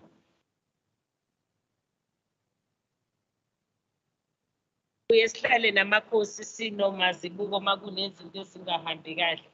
Satholana sesitholana emngceleni engase emhlabe yalingana. Siyabonga kakhulu dadewethu. Thank you so much. Always a pleasure to work with you. Siyabonga kakhulu ke besicela udadewethu usiwethu azosenzela i-vote of thanks, the deputy mayor. Oh, hey, yensuke encane. Oh, hey, talk. Kwenzeka kanjani usipresentele kahle kanjena bese singasayiboni lokhu nje yakho la kwelinye ipage. Doc, thank you so much. We have learned a lot as councillors, as members of the legislature, so we'll be in a position to read it and implement. Thank you so much. Siyabonga. Was it that wait? Was it?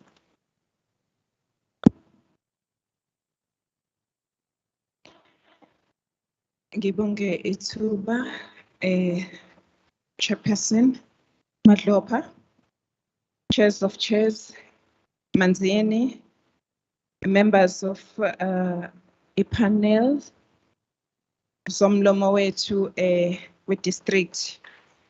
Ngibingelele amakhansela wonke awesifazane emkhandlu yonke, ama officials wethu, ama members legislature akhona.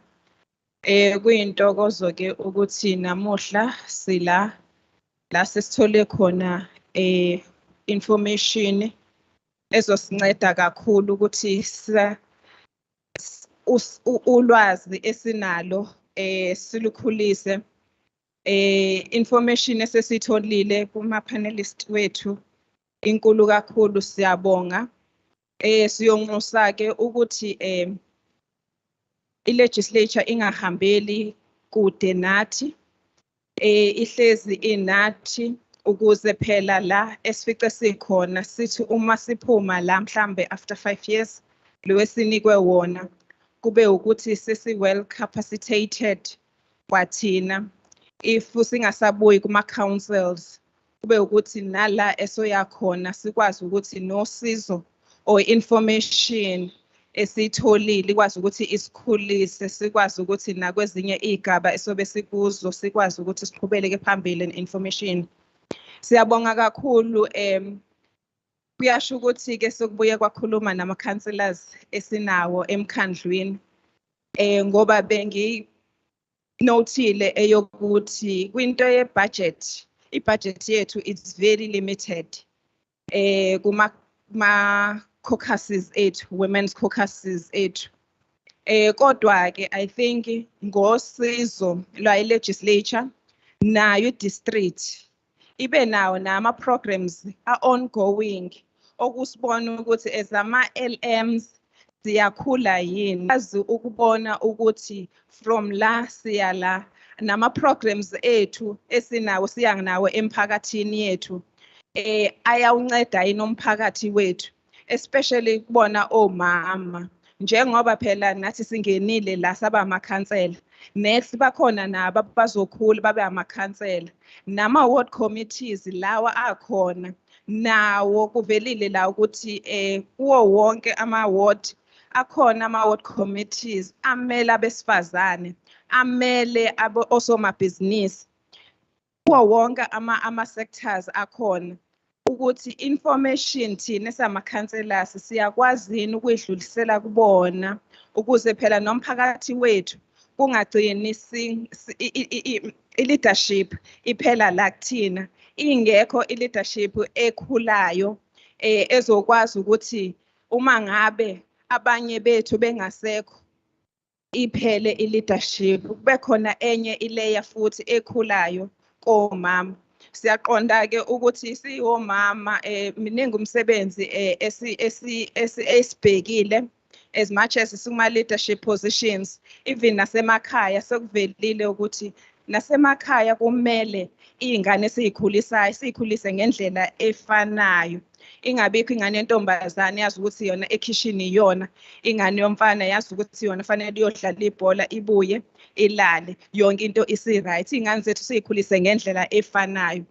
Siyabonga kakhulu kwi framework esitholile, siyaqonda ukuthi ke izosiza kakhulu futhi siyayisupport kakhulu. Siyathemba ukuthi yonke imkhandlu especially kwi district yethu Ilembe izokwazi ukuthi le information esiyithole la siyokwazi ukuyisebenzisa komasipala bethu. Councillors asupportaneni ukuthi ubani uqhamuka kuyiphi ipart kuyikaphela mangabe sisemkhandlwini sonke silwela i-goal A1 yokuthi imiphakathi yethu kumele ithuthuke. Ukuze ke ithuthuke fanele thina singaphakathi emkhandlwini sibambisane sibe into eyodwa. Ngalowo mazwi siyabonga kakhulu ngosizo ngolwazi esitholile. Enkosi. Siyabonga kakhulu colleagues. Besicela umama umfundisi eze ngala asivalele ngomkhuleko asale sesibusisela namanzi sizowathola. Siyacela kakhulu dadewethu ukuze la phambili sibonge nokuthi uhlale nathi. Vele nawe ngumuntu wesifazane, zonke izinto esixoxa ngazo kufanele ukuthi zi-implementeke kuwo wonke ama-level e-society. Thank you so much, Ncebi Enkosi. Ngicela ukuthi-ke ngibingelele mithi left bese ngiyacela ukuthi ibandla lonke. Can you stand up, colleagues? Asikhuleke baba uthongcwele Nkosi yethu enkristu Jesu. Ngiyakubonga uNkulunkulu wethu ongcwele ukuthi sithe siqala lo mhlangano. Ngicela ukuthi bethu yathi bangcwele azobafika lesikhathi hlakani ntwana bakho ngcwele amile bezohlomulisa namandla ke babekile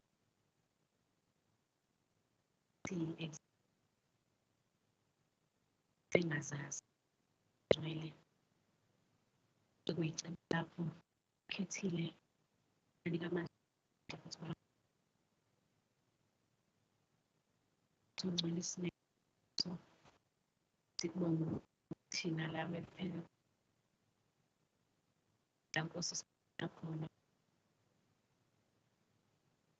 ngeke benze umsebenzi kanabo ngcwele banika amandla emandleni nathi saphana semphakathini ngcwele azi ukuthi kwazi ukubona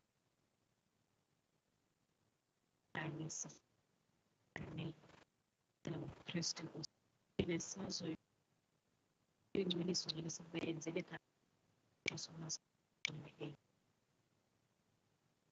Siyabonga kakhulu, besicela sihlale phansi. Sibonge nje istaff sethu sonke from the management kuya phansi. Ibona bazosidirecta ukuthi where are we going.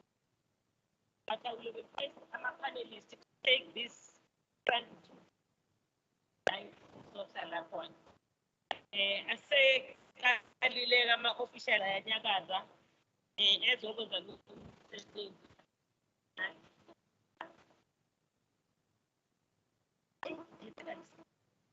Esibekile sizokutshela lo mfana la imoto.